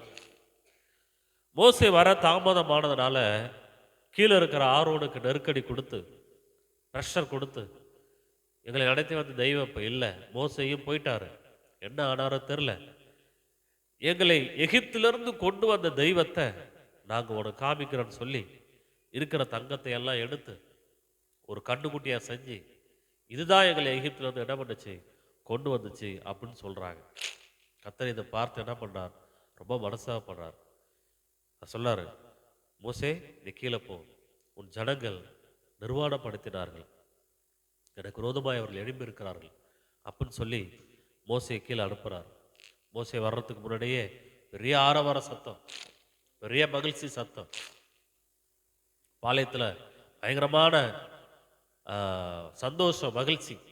என்னன்னு பார்த்தா ஒரு விக்கிரகத்தை உண்டாக்கி இதுதாண்டா நம்மளை கொண்டு வந்துச்சுன்னு சொல்லி பயங்கரமான சந்தோஷம், ஆடல் பாடல் எல்லாமே அங்கே நடக்குது. மோசே வந்து பார்க்குறாரு, மனசுக்கு ரொம்ப வேதனையாக இருக்குது. உடனே அந்த விக்கிரகங்களை எல்லாம் உடைச்சி அதை அக்கினியில் சுட்டரிச்சு அதை சாம்பலை தண்ணீரில் கலந்து குடிக்கிடான்னு சொல்லி சொன்னார். இப்போ இது எதுக்கு நான் சொல்ல வரேன்னு சொன்னால், கர்த்தருடைய ராஜ்யம் அந்த அந்த ராஜ்யத்துக்குள்ள இன்னைக்கு நாம இருக்கிறோம் அப்படின்னு சொன்னா, நமக்கு சரியான உபதேசத்தை கற்றுக் கொடுத்ததுனால இன்னைக்கு எல்லா சபையும் சொல்ல முடியாது, சில சபைகளில் உண்மையான அந்த அடிப்படை உபதேசத்துக்குள்ள தான் போயிட்டு இருக்கிறாங்க. அந்த நாட்கள்ல இருந்து இந்த பிரச்சனை தொடங்கி தான் இருந்திருக்கு. அந்த நாட்கள்லயே இந்த பிரச்சனைகள் அவரவர்கள் புரிந்து கொண்ட வகையில் கர்த்தரை ஆராதிக்க தொடங்கினார்கள். ஆனால் வேதம் இப்படிதான் நீ ஆராதிக்கணும்னு ஆதியாகமத்திலிருந்தே நமக்கு கர்த்தர் கற்றுக் கொடுத்திருக்கிறார். ஆமே, நீ இப்படிதான் இருக்கணும். மோசேக்கு காண்பித்தபடியே அவர் என்ன பண்ணார்? எல்லா காரியத்தையும் அவர் செய்கிறார். கர்த்தர் மோசேக்கு காண்பிக்கிறார், நீ இப்படி பண்ணு, பாளையத்தை இப்படி இது பெட்டி, உடன்படிக்கை பெட்டி எப்படி செய், ஆலயத்தை இப்படி கட்டு, எல்லாத்தையும் கர்த்தர் காண்பித்தபடியே தான் மோசே செய்கிறார். இன்றைக்கு நமக்கு புரிந்து கொண்ட விதத்தில் நம்ம என்ன பண்ணுறோம்? வேதத்தை புரிந்து கொள்கிறோம். இதே போல தான் பரலோகத்தையும் புரிந்து கொள்கிறார்கள். ஆமே, பரலோகத்தையும் இப்படி தான் புரிந்து கொள்கிறாங்க. பரலோகம்னா நீங்கள் என்ன நினைக்கிறீங்க? சொல்ல, பூமி ஒரு நிழல். இங்கே நடக்கிறவைகள் எல்லாமே ஒரு நிழலாகத்தான் இருக்கிறது. ஒரிஜினல் அங்கே தான் இருக்கு. கர்த்தர் வானத்தையும் பூமியும் படைத்தார். அதற்கு பிறகு கோள்கள், சூரியன், சந்திரன், நட்சத்திரங்கள் இதையெல்லாம் படைத்தார். இந்த வானம், பூமி, நட்சத்திரம் எதுவுமே இல்லாதப்ப கர்த்தர் அங்கே தான் இருந்தார். அல்லேலூயா, அதுதான் பரலோகம். எதுவுமே இல்லை, நமக்கு கற்பனைக்கே இல்லை. வானம், பூமி, சந்திரன், சூரியன் எதுவுமே இல்லை. பூமிக்காக தான் வானமும் உருவாக்கப்பட்டுச்சு, பூமிக்காக தான் சந்திர சூரியன் உருவாக்கப்பட்டுச்சு, பூமிக்காக தான் நட்சத்திரங்கள் உருவாக்கப்பட்டுச்சு. அப்படிதானே? எல்லாம் பூமியை மையமாக வச்சு தான் ஆண்டவர் செய்கிறார். ஏன் அப்படின்னா, பூமியில் மனுஷர்களை நான் உருவாக்க போகிறேன், இந்த மனுஷர்களுக்கு இதெல்லாம் தேவை அப்படின்னு என்ன பண்ணார்? கர்த்தர் உருவாக்குகிறார். நட்சத்திரங்கள் உருவாக்குறார், அடையாளத்துக்காக நட்சத்திரங்களை உருவாக்குறார், நாட்களை எண்ணுவதற்காக நட்சத்திரங்களை உருவாக்குகிறார். அப்போ இது எல்லாமே ஒரு பூமியை மையமாக வச்சு அவர் என்ன பண்ணுறார்? இந்த வானத்தையும் பூமி என்ன பண்ணுறார்? உருவாக்குறார். அதனால தான் ஆண்டவர் எடுத்தவொடனே சில வானத்தையும் பூமியும் உருவாக்குறார். ஆதியிலே தேவன் வானத்தையும் பூமி என்ன பண்ணார்? உண்டாக்குறார். முதல்ல வானம், அதுக்கப்புறம் ஒரு அகன்ற வெளியே ஒரு வெற்றிடத்தை உருவாக்குகிறார். அதுக்கு பிறகு பூமி உருவாக்கி அதுக்கு தேவையான சந்திர சூரியன் எல்லாத்தையும் அப்படியே வைக்கிறார். அப்போ இந்த உலகத்தில் தேவனுடைய ராஜ்யம் என்பது நமக்குள்ள தான் இருக்கு. நீங்க வாழ்ற வாழ்க்கையில தான் இருக்கு தேவனுடைய ராஜ்யம். தேவனுடைய ராஜ்யத்துக்கு உரிய காரியங்களை நாம் சிந்திக்க வேண்டும். இன்னைக்கு இந்த உலக வாழ்க்கையை தான் நம்ம பெருசா பார்க்குறோம். பரலோக வாழ்க்கையை யாரும் பெருசா பார்க்கறது கிடையாது. மரணத்தை குறித்து யார் பயப்படுறாங்களோ அவங்க என்ன ரட்சிக்கப்படலன்னு அர்த்தம். எதில்? மரணத்திலேருந்து என்ன பண்ணல? இன்னும் ரட்சிக்கப்படலை. என்னைக்கு நாம் கிறிஸ்துவுக்குள்ளே ஞானஸ்தானம் எடுத்தோமோ அன்னைக்கே நாம் மறுத்து விட்டோம். பாவத்தின் சரீரத்துக்கு மறித்து நீதிக்காக எழும்பி நாம் பிரகாசித்து கொண்டு இருக்கிறோம். ஆமே. அப்போ மரணத்தை குறித்து எந்த விதமான பயமும் இருக்கக்கூடாது. வருகை குறித்து எந்த விதமான பயமும் இருக்கக்கூடாது. ஐயோ இயேசு வரப்போறாரு அப்படின்னா, இயேசு வரப்போறாருன்னா ரொம்ப சந்தோஷப்படணும். ஆமே. அவர் வருகிறார் அப்படின்னு சொன்னால் நமக்கு தான் ரொம்ப சந்தோஷம். வசனமும் அப்படிதான் சொல்லுது. அநேகர் அந்த நாட்கள் என்ன பண்ணுவாங்க?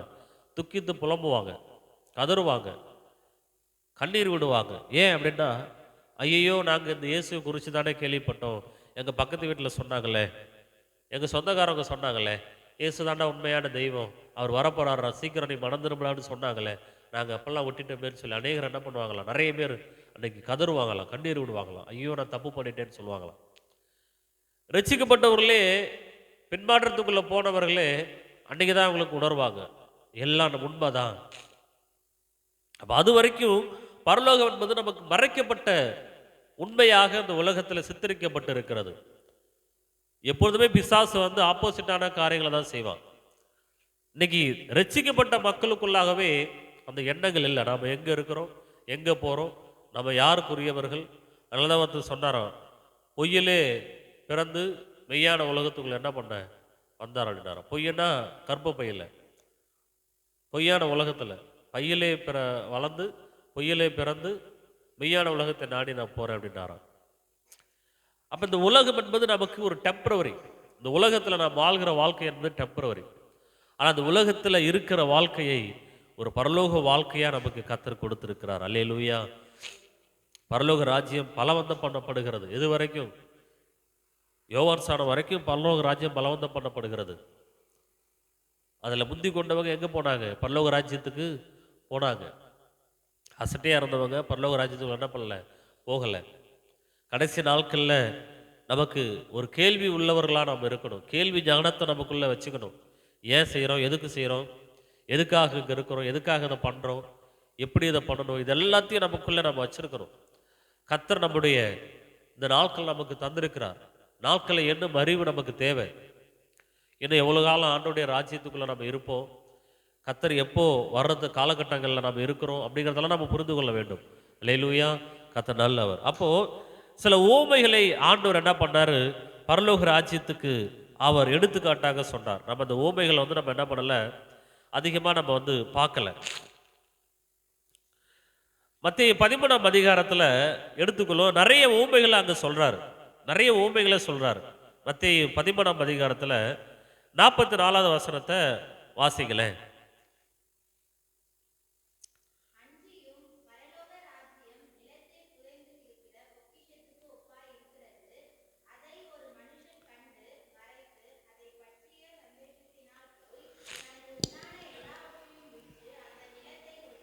ஆமென். அன்றியும் பரலோக ராஜ்யம் நிலத்தில் புதைத்திருக்கிற பொக்கிஷத்துக்கு ஒப்பா இருக்கிறது. நிலத்தில் ஒரு பொக்கிஷம் இருக்கு. நிறைய டிவி சேனல் நம்ம பார்த்துருக்குறோம். திடீர்னு எங்கள் நிலத்தில் நிறைய தங்கம் பொக்கிஷம் இருந்துச்சுங்க அப்படிம்பாங்க. நிறைய சம்பவங்களை இப்போ நம்ம கேட்குறோம். இப்போ கீழடி அகழ்வாராய்ச்சி அப்படின்ற ஒரு இடத்த தமிழ்நாடு அரசு என்ன பண்ணியிருக்கு, அதை கண்டுபிடிச்சி அதை ஒரு டூரிஸ்ட் ஸ்பாட்டாக மாற்றிருக்கிறாங்க. ஸோ அங்கே என்னெல்லாம் இருக்குன்னா, ஆதி மனிதர்கள் பயன்படுத்தின பானை, ஆதி மனிதர்கள் பயன்படுத்தின அந்த எல்லா பொருட்களும் அங்கே இருக்குது. அதெல்லாம் பார்க்கும்போது ரொம்ப ஆச்சரியமாக இருக்குது. அந்த நாட்களில் மனுஷர்கள் எப்படி வாழ்ந்துருக்கிறாங்க, அவங்க பயன்படுத்தின பொருட்கள் என்ன, அவங்க வீட்டுடைய அளவு என்ன, அதெல்லாம் பார்க்கும் பொழுது இப்போ இருக்கிற மாடர்ன் ஜெனரேஷனில் நம்ம உத்து பார்க்கும்போது அது நமக்கு ஒரு பெரிய பொக்கிஷமாக இருக்குது. ஆனால் உண்மையாகவே இது அப்படிப்பட்ட பொக்கிஷம் இல்லை. உண்மையான ஒரு பொக்கிஷம் தங்கம், வைரம். உலகத்தில் பொக்கிஷம்னு எதை சொல்லுவோம்? விலை மதிப்பற்றது. அதுதான் பொக்கிஷம். தங்கம் ஒரு பொக்கிஷம், வைரம் ஒரு பொக்கிஷம், வைடூரியம் ஒரு பொக்கிஷம். இதெல்லாம் பொக்கிஷம். ஏன் தங்கத்தை மட்டும் பெருசாக பண்ணுறாங்கன்னா, தங்கம் இன்னைக்கு இன்னும் 100 வருஷம் போனாலும் அப்படியே தான் இருக்கும். அது என்ன ஆகாது, அக்னியால் நெருப்பு பட்டால் மட்டும்தான் உருகுமே தவிர மற்றபடி எந்த சூழல்லையும் அதை என்ன பண்ணாது, அதோடைய தன்மை மாறாது. அதான் தங்கத்துக்கு உள்ள மதிப்பு. அது இன்னும் 100 வருஷம். அதை பாருங்க, ஆண்டாண்டு பரம்பரையாக தங்கத்தை சேர்த்து தன்னுடைய பிள்ளைகளுக்கு அதை சொத்தாக சேர்த்து வைக்கிறாங்க. அப்போது இந்த இடத்துல ஆண்டவர் சொல்றாரு, அன்றைய பரலோக ராஜ்யம் நிலத்தில் புதைத்திருக்கிற பொக்கிஷத்துக்கு ஒப்பா இருக்கிறது. பரலோக ராஜ்யம், அந்த பரலோக ராஜ்யம் என்பது நிலத்துக்கு கீழே இருக்க ஒரு பொக்கிஷம் இருக்கு. அப்ப அதை என்ன பண்றான், அந்த ஒரு மனுஷன் கண்டு மறைத்து அதை பற்றிய சந்தோஷத்தினாலே போய் மனுஷன் அதை என்ன பண்றான், அதை பார்க்கறான். பொக்கிஷம் கிடைச்ச உடனே அது எல்லார்ட்டையும் சொல்ல மாட்டான். எல்லார்ட்டையும் சொன்னா பிரச்சனை, அவன் உயிருக்கே அது ஆபத்தா மாறிடும். இவனை காலி பண்ணிட்டா இவன் பொக்கிஷத்தை நாம எடுத்துடலாம்டா, இடம் தெரிஞ்சிருச்சுரா, இடத்த மட்டும் கண்டுபிடிச்சிரு, அவனை தூக்கிடுவான் அப்படின்னு சொல்லி என்ன பண்ணிடுவானுங்க. அப்போ முதலாவது தன்னுடைய பொக்கிஷத்தை அவன் மறைத்து பாதுகாக்கிறான். இன்னைக்கு அப்படிதான் நமக்குள்ள இருக்கிற அந்த ஆத்துமா வாழ்வை நாம் பாதுகாக்க வேண்டும். பரலோக வாழ்க்கையை நமக்கு கர்த்தர் கொடுத்திருக்கிறார். நம்முடைய ஆத்ம ஜீவியத்தில் பிசாசுக்கு நம்ம இடம் கொடுத்துடக்கூடாது. அதை நம்ம பாதுகாக்க வேண்டும். நம்முடைய ஆத்மாவை பாதுகாக்க வேண்டும். இந்த உலகத்தில் தாறுமாறான வழிகள் இருக்குது. இந்த தாறுமாறான வழிகள்லாம் நம்ம போகாம கர்த்தர் சொன்ன வழியில நம்ம போகணும். நம்முடைய ஜீவனை பாதுகாக்க வேண்டும். இந்த உலகத்தில் நம்முடைய ஜீவன் ஒரு மதிப்பற்ற பொக்கிஷம். அல்லேலூயா. நம்முடைய ஆத்மா என்பது விலையேறு பெற்ற ஒன்றை காண்பித்து தான் நம்முடைய ஆத்மா ஒப்பிட முடியாத ஒன்றாக கர்த்தர் பேசுகிறார். அப்ப யோசித்து பாருங்க, அதை அவன் மறைத்து அதை பார்க்கறான், அதை மறைக்கிறான். அதை பற்றிய சந்தோஷத்தினாலே போய் தனக்கு உண்டான எல்லாவற்றையும் விற்று அந்த நிலத்தை கொள்ளுகிறான். அப்ப அந்த பொக்கிஷத்தை அவன் பார்த்த உடனே பயங்கரமான சந்தோஷம். எந்த அளவுக்கு சந்தோஷப்படுவான் நீங்க கற்பனை பண்ணி பாருங்க. எந்த அளவுக்கு சந்தோஷம் இருக்கும். ஒன்றும் இல்லை, உங்க வீட்டுக்கு கீழே ஒரு பெரிய பொக்கிஷம் இருக்குது, பல கோடி ரூபாய். யார்கிட்டயாவது நீங்க சொல்லுவீங்களா? யார்கிட்டயாவது நீங்க சொல்லுவீங்களா? நீங்களே என்ன பண்ணுவீங்க? அதை தோண்டி எடுத்து அதை சேல் பண்ற வரைக்கும். ஆனால் வெளியில் இருக்கிறவங்கலாம் நினைப்பாங்க, ஏதோ ஒன்று நடக்குதுடா அந்த வீட்டுக்குள்ள, திடீர்னு இவளுக்குள்ள என்னடா மாற்றம், இவருக்குள்ள என்னடா மாற்றம் அப்படிம்பாங்க. நம்முடைய நடக்கைகளே காண்பித்து கொடுத்துரும். ஆனால் அதே போலதான் பரலோக ராஜ்யம். அந்த பரலோக ராஜ்யத்தை பெற்றுக்கொண்ட நாம இன்னைக்கு நிறைய பேர் என்ன பண்ணது தெரியுமா? பார்த்துட்டாங்க, கண்டுபிடிச்சிட்டாங்க. அதை குறித்ததான சந்தோஷத்தினால அப்படின்னு பைபிள்ல எழுதியிருக்குது. ஆனா அந்த பரலோக ராஜ்யத்துக்குரிய சந்தோஷத்தை நீங்க நிறைய பேர் இழந்துட்டாங்க. ஆமே, உண்மையா சொல்றேன். நான் பல நாட்கள் நினைப்பேன் பைக்கில் போகும்போது, அமர்ந்திருக்கும் போது, அல்லது ஏதாவது அமைதியான ஒரு இடத்துல நான் அமர்ந்திருக்கும் போது நான் யோசிப்பேன், ஆண்டவரே உங்களுடைய ராஜ்யத்தை எனக்குள்ள தந்தீங்களே. அப்படியே வானம் தாண்டாந்து பார்ப்பேன், இதுக்கு மேலே தானே ஆண்டவரே நீங்கள் இருக்கிறீங்க, இவ்வளோ உயரத்தில் இருக்கிறீங்க, எல்லா இடங்களிலையும் நீங்கள் பிரவாகித்து இருக்கிறீங்க அப்படின்னு நான் கற்பனை பண்ணி பார்ப்பேன். அண்ட சராசரங்களும் கொல்லாத தேவன், அல்லேலூயா. இந்த உலகம் கொல்லாத ஒரு தெய்வத்தை நமக்கு தேவனாக இருக்கிறார், அல்லேலூயா. அது மட்டும் இல்லை, நமக்கு பிதாவாக இருக்கிறார். அப்ப இந்த சந்தோஷம் இன்னைக்கு யாருக்குள்ளேயும் இல்லை. கண்டுபிடிச்சிட்டாங்க, பொக்கிஷம் எங்க இருக்குன்னு கண்டுபிடிச்சிட்டாங்க, மறைச்சும் வாழ்றாங்க. நல்ல வசனம் பேசக்கூடியவர்கள், நல்ல பாட்டு பாடி நல்ல தேவனுக்குள்ள பக்தியா இருக்கக்கூடியவர்கள்ட்ட போயிட்டு ஆண்டவர் வரப்போறாருன்னா, ஐயோ இப்போ வரப்போறாரு, ஏன் இன்னும் கொஞ்ச நாள் ஆக இருக்கலாமே அப்படிம்பாங்க. கவனிச்சிருக்கீங்களா நீங்க? அப்படின்னா என்ன அர்த்தம்? அவங்க மரணத்துக்கு பயப்படுறாங்கன்னு அர்த்தம், இல்லை உலக வாழ்க்கைய விரும்புறாங்கன்னு அர்த்தம். இன்னும் கொஞ்ச நாள் சந்தோஷமா சொல்லி இந்த பூமியில இருக்கிறத காட்டிலும் அங்க பல மடங்கு சந்தோஷம். இந்த பூமியில இருக்கிறத காட்டிலும் ஒப்பிட முடியாத சந்தோஷம். நீங்க இந்த அளவுக்கு தான் அங்க இருக்கும் அப்படிலாம் கிடையாது. அது வித்தியாசமான ஒரு உலகம். ஆண்டு சொல்றாரு, கொள்வனை இல்லை, கொடுப்பனை இல்லை, அங்க என்னதான் இருக்கு? சந்தோஷம் மட்டும்தான் இருக்குது. ஆமென், சந்தோஷம் மட்டும்தான் இருக்குது அங்க. அப்போ இந்த உலகத்தோட கலந்திருக்கிற எண்ணம் உள்ளவர்களுக்குள்ள கண்டிப்பா அந்த எண்ணங்கள் இருக்காது. நீ பொக்கிஷத்தை கண்டுபிடிச்ச, அந்த பொக்கிஷத்தை வச்சு அதனால உண்டான ஒரு சந்தோஷத்தை நமக்குள்ள என்ன பண்ணல, பெற்றுக்கொள்ள முடியல. நம்ம என்னதான் பார்க்குறோம்? உலகத்தை தான் பார்க்குறோம். ஐயோ அந்த வேலை இருக்கு, இந்த வேலை இருக்கு, அது இருக்கு, இது இருக்கு. அப்போ பரலோகத்தை குறிச்சதான சந்தோஷம் ஒன்றும் இல்லை.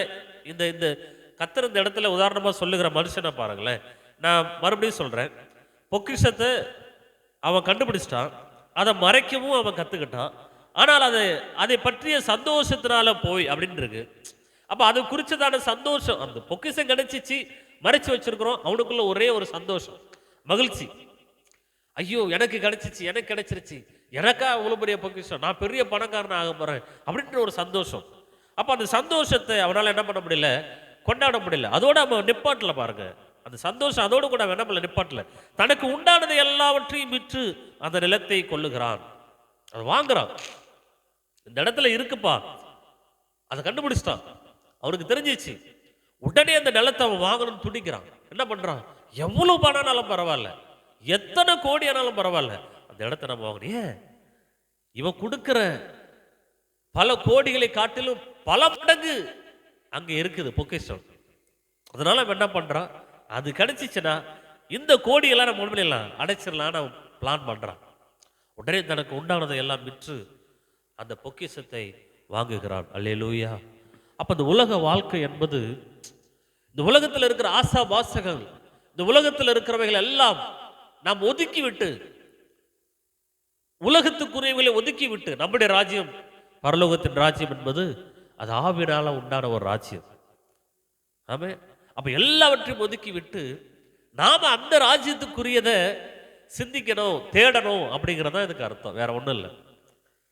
எல்லாவற்றையும் விட்டான்னு சொல்லப்பட்டிருக்குல்ல. அது என்னன்னா எல்லாவற்றையும் தேவையில்லாதெல்லாம் ஒதுக்கிட்டு, உனக்குள்ள இருக்கிற தேவையில்லாத காரியங்களை ஒதுக்கிட்டு அந்த பொக்கிஷத்தை பெற்றுக்கொள்வதற்கு, அந்த சந்தோஷத்தை நீ பெற்றுக்கொள்வதற்கு உனக்கு என்ன தேவையோ அதை மட்டும் செயல்படுத்துன்றார். ஆமென், அல்லேலூயா. அப்போ அதுதான் அந்த சந்தோஷம். நிறைய பேருக்கு சந்தோஷப்பட தெரியல. பரலோக ராஜ்யம் தனக்குள்ளேயே வச்சுக்கிட்டு அவங்க வாழ்க்கையில நரக வாழ்க்கை வாழ்ற கிறிஸ்தவங்க எத்தனை பேர் இருக்கிறாங்க. நரக வாழ்க்கை, ஒரு விடுதலை இல்லாமல், போராட்டத்தோட, கண்ணீரோட, இதுக்கு அவங்களுடைய வாழ்க்கையே போராட்டமாக தான் இருக்கும், கண்ணீராகத்தான் இருக்கும். எது நடந்தாலும் பரவாயில்ல, ஆண்டவர் எனக்காக இருக்கிற, அவருடைய ராஜ்யம் எனக்குள்ள இருக்கு அப்படின்னு சொல்லி அந்த உற்சாக மனசு, அந்த சந்தோஷம் நமக்குள்ள இருக்கணும். அல்லேலூயா. நீங்கள் என்னைக்கு ரட்சிக்கப்பட்டு வந்தீங்களோ, இயேசுவை ஏற்றுக்கொண்ட ஒரு நபர் பொக்கிஷத்தை கண்டுபிடிச்சிட்டாருன்னு அர்த்தம். இயேசுவை ஏற்றுக்கொண்ட ஒரு நபர் பொக்கிஷத்தை கண்டுபிடிச்சிட்டாரு. அந்த இயேசுவை ஏற்றுக்கொண்ட ஒரு நபர் இப்போ கிறிஸ்தவ வாழ்க்கையை வாழ்றாரு. உலகத்துக்கு தன்னை மறைத்து என்ன பண்றாரு? கிறிஸ்தவ வாழ்க்கை, பல சடங்காச்சாரங்கள், சம்பிரதாயங்கள் எல்லாம் மறைச்சிட்டு, வேண்டான்னு ஒதுக்கிட்டு, இப்போ அவர் ஒரு கிறிஸ்தவ வாழ்க்கையை மறைந்து வாழ்கிறார். மறைந்து வாழ்கிறார்னா இந்த சடங்காச்சாரங்கள்லாம் அதெல்லாம் ஒதுக்கிட்டு மறைச்சிட்டு இப்போ வாழ்றார். அந்த வாழ்க்கையில் அவர் எப்படி வாழணும்னா சந்தோஷத்தோடு வாழணும். என்ன? பரலோக ராஜ்யத்துக்குள்ளே நம்ம என்ன பண்ணியிருக்கிறோம்? போயிருக்கிறோம். அந்த சந்தோஷத்தோடு வாழணும். அதுதான் வாழ்க்கை. ஆமென். அடுத்தது இன்னொரு உதாரணத்தை சொல்ல, மேலும் பரலோக ராஜ்யம் நல்ல முத்துக்களை தேடுகிற வியாபாரிகளுக்கு ஒப்பாய் இருக்கிறது. நல்ல முத்துக்களை தேடுகிற வியாபாரிகளுக்கு ஒப்பா இருக்கிறது. அவன் விலை உயர்ந்த ஒரு முத்தை கண்டு போய் தனக்கு உண்டான எல்லாவற்றையும் விற்று அதை கொள்ளுகிறான். இந்த இடத்துல நீங்க கவனிச்சு பாருங்க, முத்துக்களை எப்படி தேடுறாங்க. நாங்கள் டிஸ்கவரி சேனல்ல பார்த்தோம். கடல் ஆழத்துல தான் இருக்குமா. சவுதி அரேபியாவில் ஒரு ராஜாவுடைய மகன், இந்த பேர் கிரில்னு சொல்லி ஒருத்தர் இருப்பார் இல்லையா, அவரை கூட்டிட்டு போய் அங்கே வந்து எடுக்கிறாங்க. அப்போ அந்த இடத்துல போகும்போது நாங்கள் அதை டிவியில் லைவாக பார்த்தோம். லைவில் இல்லை, இந்த ஷோவில் பார்த்தோம். அப்போ பார்க்கும்போது முத்து எல்லா இடத்துலையும் இருக்காது.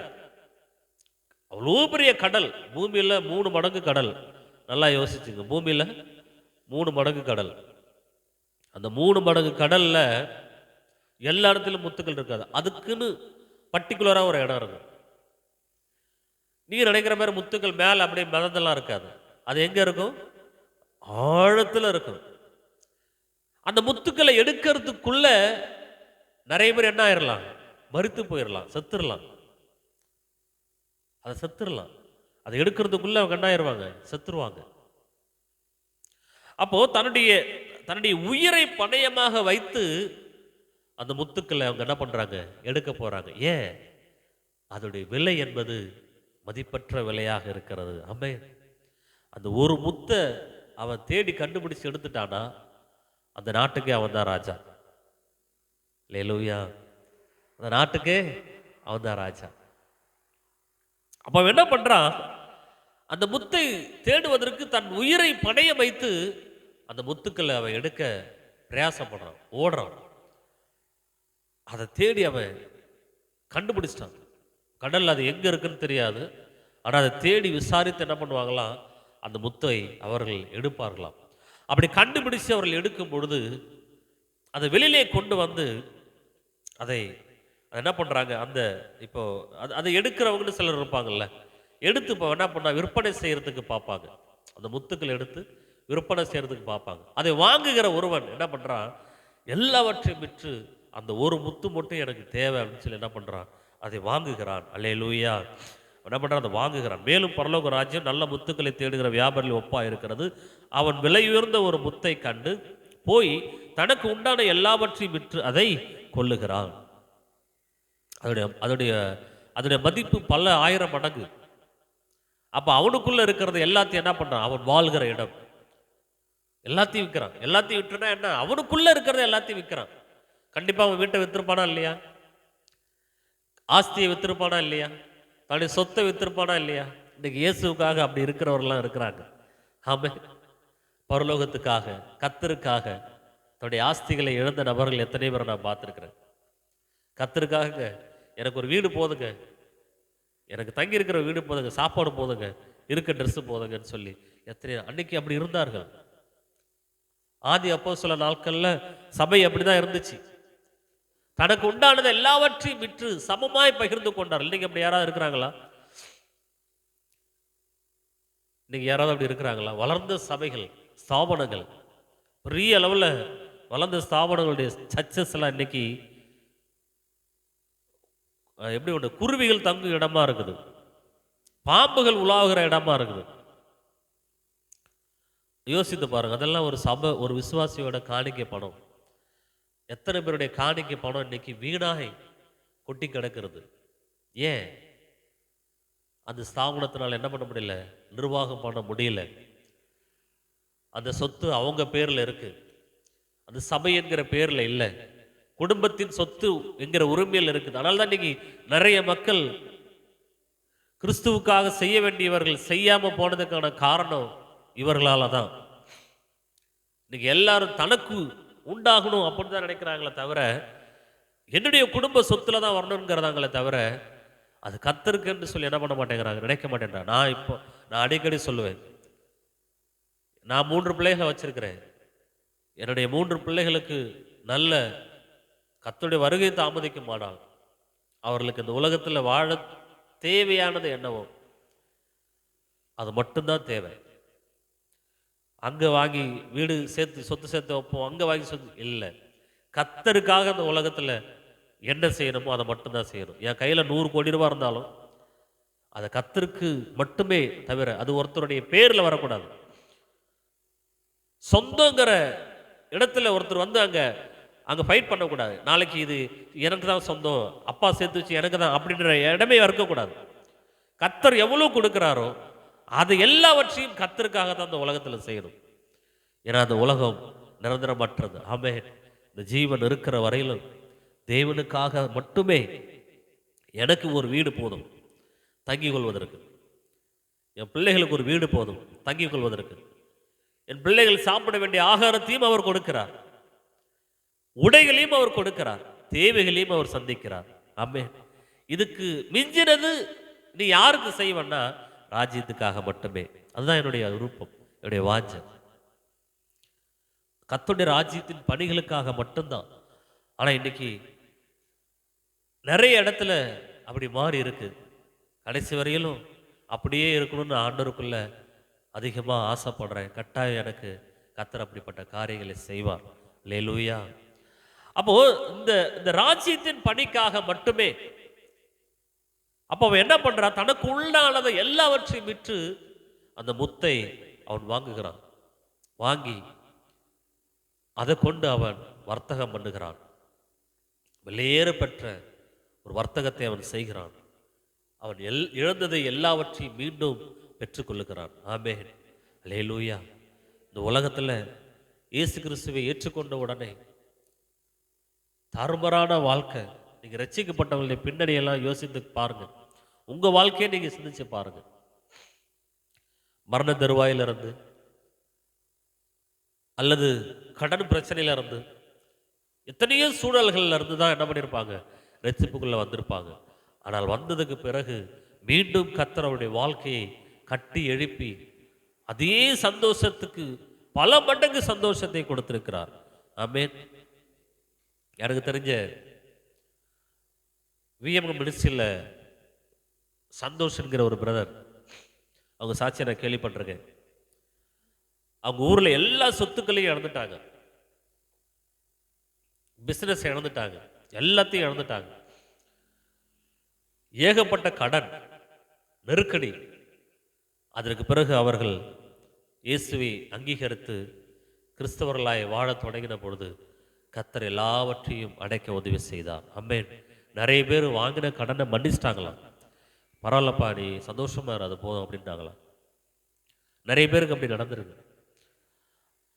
அதற்கு பிறகு எந்த ஊருக்குள்ள அவர்கள் அவமானப்பட்டார்களோ அதே ஊரில் இடம் வாங்கி வீடு கட்டி ஒரு ஒரு மினிஸ்ட்ரியில் அவர்கள் ஊழியர் செய்கிற அளவுக்கு அந்த இடத்துல அவங்க நல்ல ஒரு மதிப்பு தக்கவர்களாக இருக்கிறாங்க. ஆமென். யோசித்து பாரு, கர்த்தருக்காக நீ கர்த்தருக்காக எதையெல்லாம் இழந்தாயோ அதையெல்லாம் மீட்டுக்கொள்ள தேவன் உனக்கு என்ன பண்ணுவார்? உதவி செய்வார். நீ கர்த்தருக்காக என்ன காரியத்தை நீ இழந்தாலும் கர்த்தர் அது வாழ்க்கையில் மீண்டும் கொடுக்க அவர் வல்லவராக இருக்கிறார். ஆக மட்டும் ஒண்ணே ஒன்று, நீ ராஜ்யத்துக்காக என்ன செய்யற? தேவனுடைய ராஜ்யம் உனக்குள்ள எப்படி இருக்குது? உன்னுடைய கிறிஸ்தவ வாழ்க்கை எப்படி இருக்குது? அதை ஆண்டவர் பார்க்கிறார். ஆமென். அப்ப எல்லாவற்றையும் விற்று அவன் மீண்டும் என்ன பண்றான்? அதை பெற்றுக்கொள்ளுகிறான். அதை நிறைந்த போது அடுத்து இன்னொரு ஓமை சொல்றார். 47 பாருங்க. அன்றைய பரலோக ராஜ்யம் கடலிலே போடப்பட்ட சகலவிதமான மீன்களையும் சேர்த்து வாரிக்கொள்ளும் மலைக்கு ஒப்பாய் இருக்கிறது. அது நிறைந்த போது அதை கரையிலே இழுத்து உட்கார்ந்து நல்லவைகளை கூடைகளில் சேர்த்து ஆகாதவைகளை எரிந்து போடுவார்கள். அல்லேலூயா. இப்போ பரலோக ராஜ்யம் எப்படி இருக்கு? நான் அந்த வசனத்தை வாசிக்கும் போதே உங்களுக்கு புரிஞ்சுக்கிறலாம். ஆனாலும் நான் சின்ன உதாரணத்தை நான் சொல்றேன். இன்னைக்கு பரலோக ராஜ்யம் அப்படின்னு சொன்னாலே இன்னைக்கு எல்லாரும் ஒரு மாய்மலமான ஒரு வாழ்க்கை சந்தோஷத்தை உலக மனிதர்கள் பெற்றுக்கொண்டு இருக்கிறார்கள். ஒரு உதாரணத்தை நான் சொல்லட்டுமா? உண்மையான கிறிஸ்தவர்களை காட்டிலும் போலித்தனமான கிறிஸ்தவர்கள் அந்த உலகத்தில் அதிகமாக இருக்கிறாங்க. உண்மைதானே அது? உண்மையான கிறிஸ்தவர்களை காட்டிலும் போலித்தனமான கிறிஸ்தவர்கள். சில இடங்கள்லாம் நம்ம போனோன்னு வையன், நாங்கள் பார்க்காத கிறிஸ்டியன்ஸா, நீ என்ன இப்படி சொல்கிற? சிலர் இப்படி சொல்லியிருக்கு, கேள்விப்பட்டிருப்பீங்க. உண்மையான கிறிஸ்தவங்க பண்ணுறது கூட பரவாயில்லப்பா, இந்த பாதியில் வந்தவன் பண்ணுறான் பாரு, அதை ஏற்றுக்கொள்ளவே முடியல அப்படிம்பாங்க. கேள்விப்பட்டிருக்கீங்களா? நம்மளாம் எங்கேருந்து வந்தவங்களாம்? பாதியிலிருந்து வந்தவங்களாம். ஏன்னா அவங்க பார்க்குறாங்க. உண்மையான கிறிஸ்தவர்கள்லாம் யாரு அப்படின்னு சொன்னா, டாலர் போட்டவங்க, பேர்ல இருக்கிறவங்க, அந்த பரம்பரையாக கிறிஸ்தவர்கள் வந்திருப்பாங்களா, அம்மா கிறிஸ்தவங்க, அப்பா கிறிஸ்தவர், தாத்தா கிறிஸ்தவர், பாட்டி கிறிஸ்தவர், அதெல்லாம் பரம்பரை கிறிஸ்தவர்கள். அவங்க தான் உண்மையான கிறிஸ்தவர்கள். இந்த இடையில அல்லேலூயான்னு சொல்லிட்டு ஒருத்தன் வரான் பாரு, அவன் பண்ற அட்டியும் தாங்கவே முடியாதரா அப்படிம்பானுங்க. அப்ப இதெல்லாம் இந்த பரலோகத்துக்குரிய தேவனுடைய வாழ்க்கையில இதெல்லாம் நமக்கு எப்படி இருக்குன்னு சொன்னா, தற்காலிகமான ஒன்றாக நம்மளை பார்க்குறாங்க. உலகமே நமக்கு அப்படித்தானே பேர் வச்சிருக்கிறான், சிறுபான்மை இனத்தவர்கள் அப்படின்னு பேர் வச்சிருக்கிறான். அப்படின்னா என்ன, கொஞ்சம் பேர் இருக்கிறாங்கடா, இவன் பண்ற அட்டுழியம் தாங்க முடியலடா, இவனை ஒழிச்சு கட்டிட்டா இந்த நாடு நமக்குரிய நாடா மாறுன்னு நினைக்கிறான். ஆனா கட்டாயம் முடியாது. அப்ப யோசித்து பாருங்க. இன்னைக்கு வேஷம் போட்ட ஒரு வாழ்க்கை, வேஷம் மாறின ஒரு வாழ்க்கை. அதனால்தான் ஆண்டவர் இன்னொரு இடத்துல கூட சொல்லுவாரு, கல்லறை அடைக்கப்பட்ட வெள்ளை அடிக்கப்பட்ட கல்லறை வெளியில பார்ப்பதற்கு எப்படி இருக்கும்? நல்லா பரிசுத்தமா கல்லறை வந்து நல்லா அழகா இருக்கும். உள்ள இருக்கிற சரீரம் கெட்டு போய் தான் இருக்கும். வெளியில தான் உனக்கு அப்படி இருக்கே தவிர உள்ள ஒண்ணு கூட இருக்காது, மண்ணோட மண்ணா மக்கி போயிடும். அப்படிதான் இன்னைக்கு கிறிஸ்தவனுடைய வாழ்க்கை இருக்குது. வெளியிலே பார்ப்பதற்கு சந்தோஷமா இருக்கிறது போல நான் நிறைய என்னுடைய அனுபவத்தில் நான் நிறைய பார்த்துருக்கிறேன்.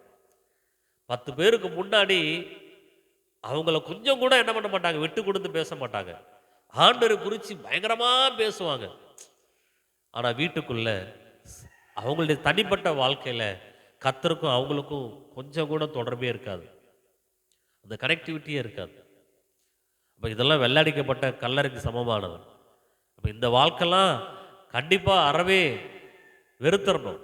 அப்ப இப்படி வாழ்கிறவர்கள் இந்த உலகத்துல நிறைய பேர் இருக்கிறார்கள், சபைகளில் நிறைய பேர் இருக்கிறார்கள். வெள்ளடிக்கப்பட்ட சுவர் போல கல்லறை போல இருக்கிறார்கள். ஆனால் வசனம் தெளிவா சொல்லுது, அன்றைய பரலோக ராஜ்யம் கடலிலே போடப்பட்ட சகல விதமான மீன்களை சேர்த்து வாரிக்கொள்ளும் மலைக்கு ஒப்பா இருக்கிறது. இந்த வலை யாரு வலை? வலை என்பது இயேசு கிறிஸ்து. இன்னைக்கு உலகமே வலைக்குள்ளதான் இருக்குது. தெரியுமா அது எப்படின்னு சொல்லி? உலகமே வலைக்குள்ளதான் இருக்குது. நமக்கு மேலே எத்தனையோ ஆயிரக்கணக்கான சேட்டலைட் இருக்கு. அதோட ரேசர்ஸ் எல்லாம் நம்ம மேல பட்டு தான் ரிஃப்ளெக்ட் ஆகுது. அதோடைய ஒளி கற்றலைகள் சொல்லுவாங்க.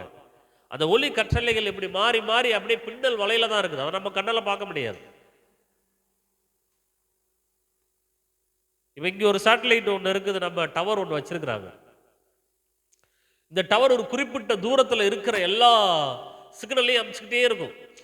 சிக்னல் அமிச்சுக்கிட்டே இருக்கும். அந்த சிக்னல் வந்து ஓய்வு இருக்காது. கரண்ட் ஆஃப் ஆனால் தான் என்ன பண்ணும், அந்த சிக்னல் குறையும்.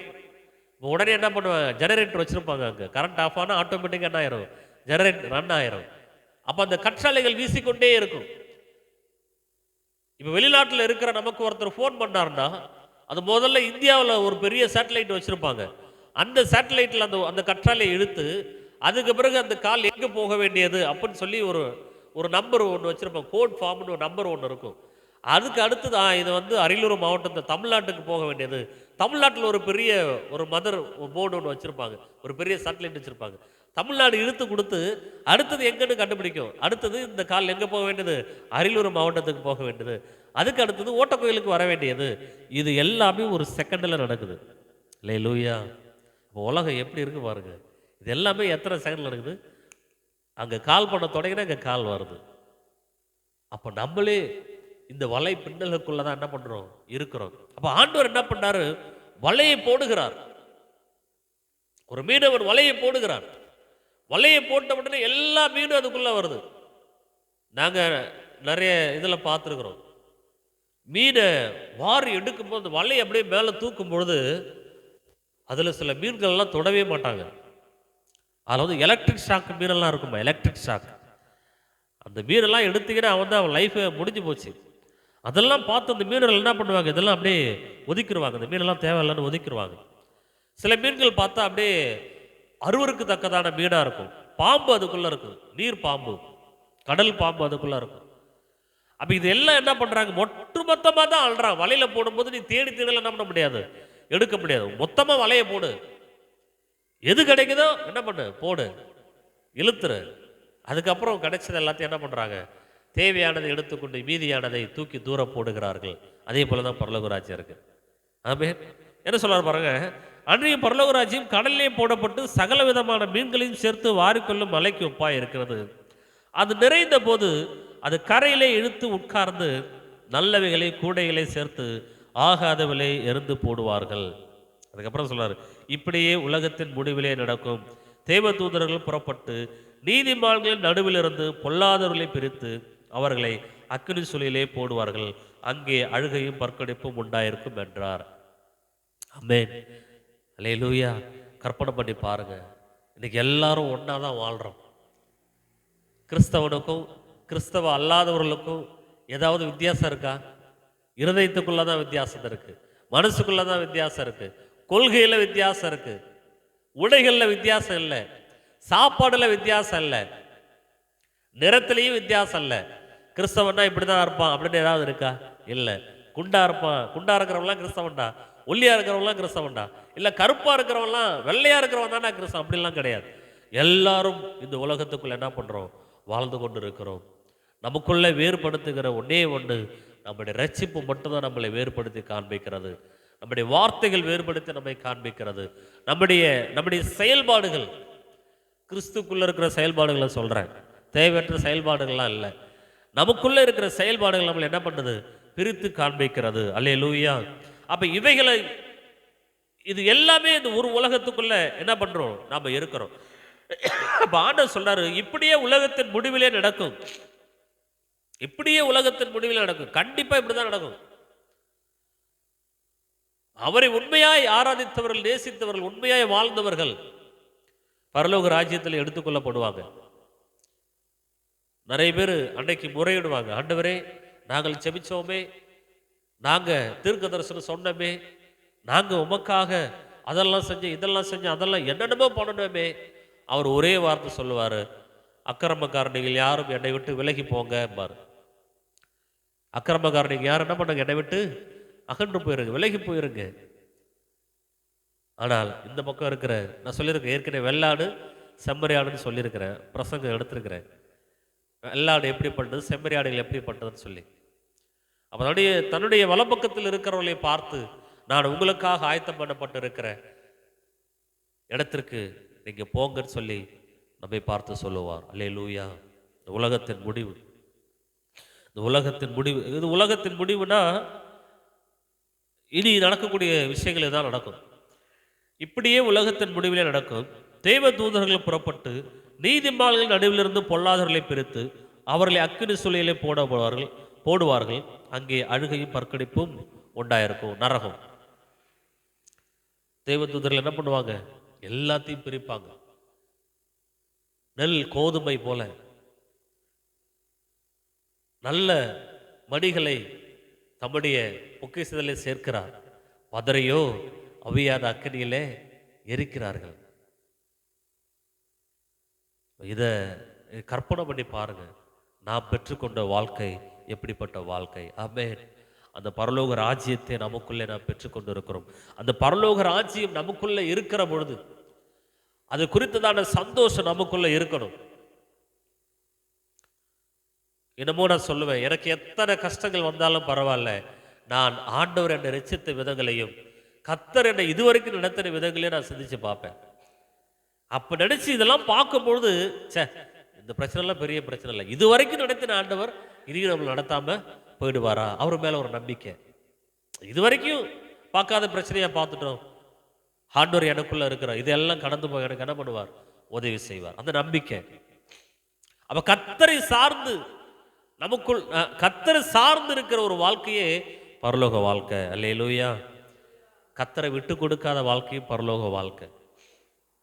அப்ப இந்த வாழ்க்கையை நம்ம என்ன பண்ணியிருக்கிறோம்?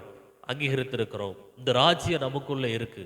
அந்த சந்தோஷம் நல்லா புரிந்து கொள்ளுங்க. நான் 3 ஊமைகளை நான் உங்களுக்கு சொல்லிக் கொடுத்தேன். பரலோக ராஜ்யம் நிலத்தில் புதைத்திருக்கிற பொக்கிஷத்துக்கு ஒப்பா இருக்குது.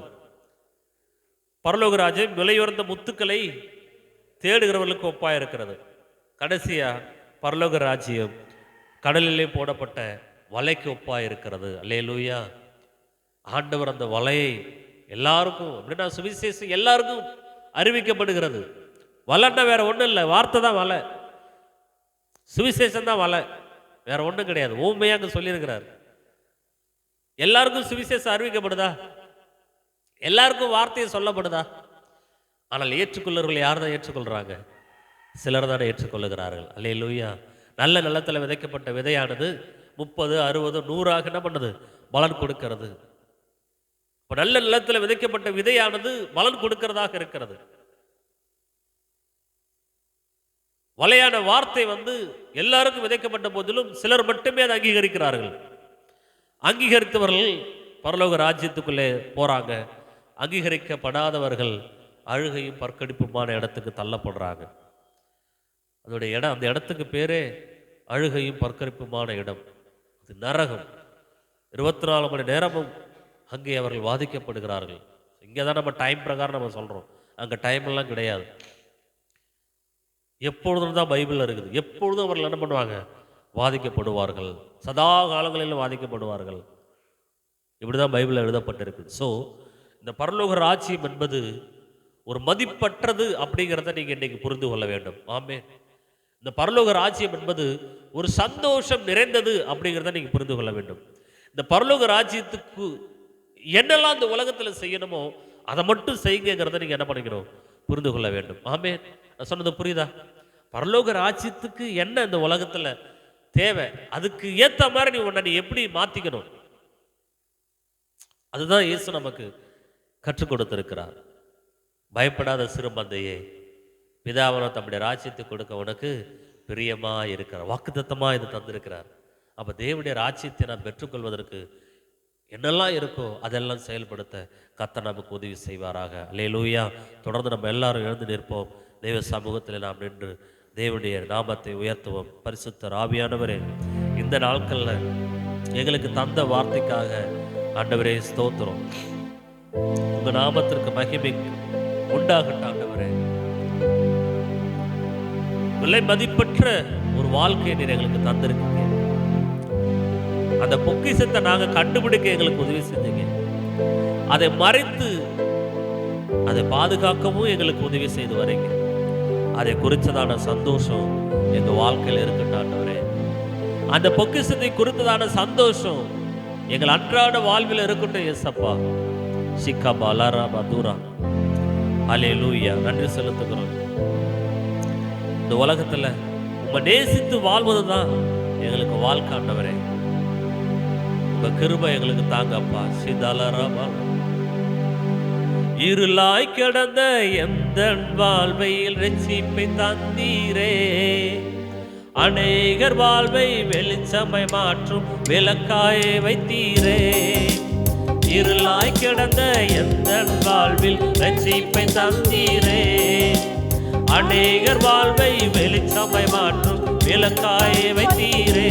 இயேசுவே உந்தனின் அன்பையே பாடிடுவேன். இயேசுவே உந்தன் கிருபையை உயர்த்திடுவேன். இயேசுவே உந்தன் அன்பையே பாடிடுவேன். இயேசுவே உந்தன் கிருபையை உயர்த்திடுவேன். உம்மை நேசித்து நான் வாழ்ந்திட உங்க கிருபை தாருமே. உம்மை வாஞ்சையா என்று தொடர்ந்திட உங்க கிருபை தாருமே. உம்மை நேசித்து நான் வாழ்ந்திட உங்க கிருபை தாருமே. உம்மில் வாஞ்சையா என்று தொடர்ந்திட உங்க கிருபை தாருமே. என்னை அழைத்தவரே உம்மை என்றென்றும் ஆராதிப்பேன். உண்மை உள்ளவரே உம்மை என்றென்றும் துதித்திடுவேன். என்னை அழைத்தவரே உம்மை என்றென்றும் ஆராதிப்பேன். உண்மை உள்ளவரே உம்மை என்றென்றும் துதித்திடுவேன். உம்மை நேசித்து நான் வாழ்ந்திட உங்க கிருபை தாருமே. உம்மை வாஞ்சையா என்று தொடர்ந்திட உங்க கிருபை தாருமே. உம்மை நேசித்து நான் வாழ்ந்திட உங்க கிருபை தாருமே. உம்மை வாஞ்சையா என்று தொடர்ந்திட உங்க கிருபை தாருமே. சிதலரா பலராமா. ஆண்டவர் இந்த பரலோக வாழ்க்கையை நமக்கு பொக்கிஷமாக முத்துக்களை காட்டிலும் விலையுயர்ந்த ஒன்றாக வார்த்தை என்கிற வலையாக நமக்கு தந்திருக்கிறார். சிக்காதலரா பலரா. ஸோ இதுக்கு நான் எப்படி என்னை கட்டமைக்கணும், நான் இதற்காக எப்படி என்னை தகுதிப்படுத்தணும், நான் என்னுடைய வாழ்விலே பரலோக ராஜ்யத்துக்கு உரிய சந்தோஷத்தை நான் எப்படி பெற்றுக்கொள்ளணும் என்கிறதா நம்முடைய வாழ்க்கையில் இருக்கிற இலக்காக சவாலாக இந்த நாட்களில் ஏற்றுக்கொள்வோமா. சிக்காதலரா. நன்றி ஆண்டவரே. ஆண்டவரே, எனக்கு உண்டானது எல்லாவற்றையும் விற்று இந்த உலகத்துல உண்மை தெரிந்து கொள்ள அறிந்து கொள்ள கர்த்தர் எங்களுக்கு உதவி செஞ்சீங்களா. உலையான சேற்றில தூக்கி எடுத்த கர்த்தர், பாவ சேற்றில இருந்து எங்களை தூக்கி எடுத்தவரே, இன்னைக்கு உங்களுடைய பிள்ளை என்கிற அதிகாரத்தை தந்து ஒரு விலை மதிப்பற்ற மனுஷனா எங்களை மாத்தினீங்களே அப்பா. சிக்காதலரா. அவருடைய நாமத்தினால எத்தனை பேர் அங்கீகரிக்கப்பட்டீர்களோ அத்தனை பேர்களும் பிள்ளைகளாகும்படி அதிகாரத்தை தந்திருக்கிறார். ஆவியானவரே, நமக்கு நன்றி செலுத்துகிறோம். தொடர்ந்து உடைய பிள்ளைகளை ஆசீர்வதிக்கிறோம் ஆண்டவரே. மனதார ஆசீர்வதிக்கிறேன். இந்த நாளில் பரலோக ராஜ்யத்தை எங்களுக்குள்ள தந்தீங்களா ஆண்டவரே. பயப்படாத சிறு மந்தையே, பிதாவரவர் தம்முடைய ராஜ்யத்தை கொடுக்க பிரியமா இருக்கிறார் என்றது சபையை பார்த்து எங்களை பார்த்து சொன்னீங்களா ஆண்டவரே. உடைய பிள்ளைகளுக்குள்ள உடைய ராஜ்யம் வந்ததுக்காக ஸ்தோத்திரம். ராஜ்யத்தின் மகிமையை, மேன்மையை, மகிழ்ச்சியை பெற்றுக்கொள்ள உதவி செய்கிறோம். நன்றி செலுத்துகிறோம். தொடர்ந்து உடைய பிள்ளைகளை ஆளுகை செய்யும், வழிநடத்தும், பொறுப்படுத்திக் கொள்ளும். பெரிய காரியங்கள் நம்முடைய பிள்ளைகளுடைய வாழ்க்கையில 2026 செய்ய ஆண்டவரே. 2026 மகிழ்ச்சிக்குரிய ஆண்டாக கர்த்தர் மாற்றும். துன்பத்துக்கு பதிலான, வெட்கத்துக்கு பதிலான நன்மைகளை கர்த்தர் கட்டளையிடுவீராக. சித்தாலரா. ஆண்டவரே, நன்றி செலுத்துகிறோம். தொடர்ந்து நிறங்களை ஆளுகை செய்ய மகிமைப்படுத்தும். இயேசுவின் நாமத்தில் ஜெபிக்கிறோம் ஜெபங்கள் நல்ல பிதாவே. ஆமென். என் ஆத்மாவே கர்த்தரை ஸ்தோத்திரி, என் முழுமே பரிசுத்த நாமத்தை ஸ்தோத்திரி. என் ஆத்மாவே கர்த்தரை ஸ்தோத்திரி. கர்த்தர் செய்த சகல உபகாரங்களையும் மறவாதே. ஆமென். ஆமென். நம்முடைய கர்த்தராகிய இயேசு கிறிஸ்துவின் கிருபையும் நம்முடைய பிதாவாகிய தேவனுடைய அன்பும் வெளியேற பெற்ற அடையிற ஐக்கியமும் என்று எண்ணுமுள்ள சதாகள் நம்மோடு கூட நிலைத்திருப்பதாக. Amen. Amen. Amen. Hallelujah. Praise the Lord. Praise the Lord.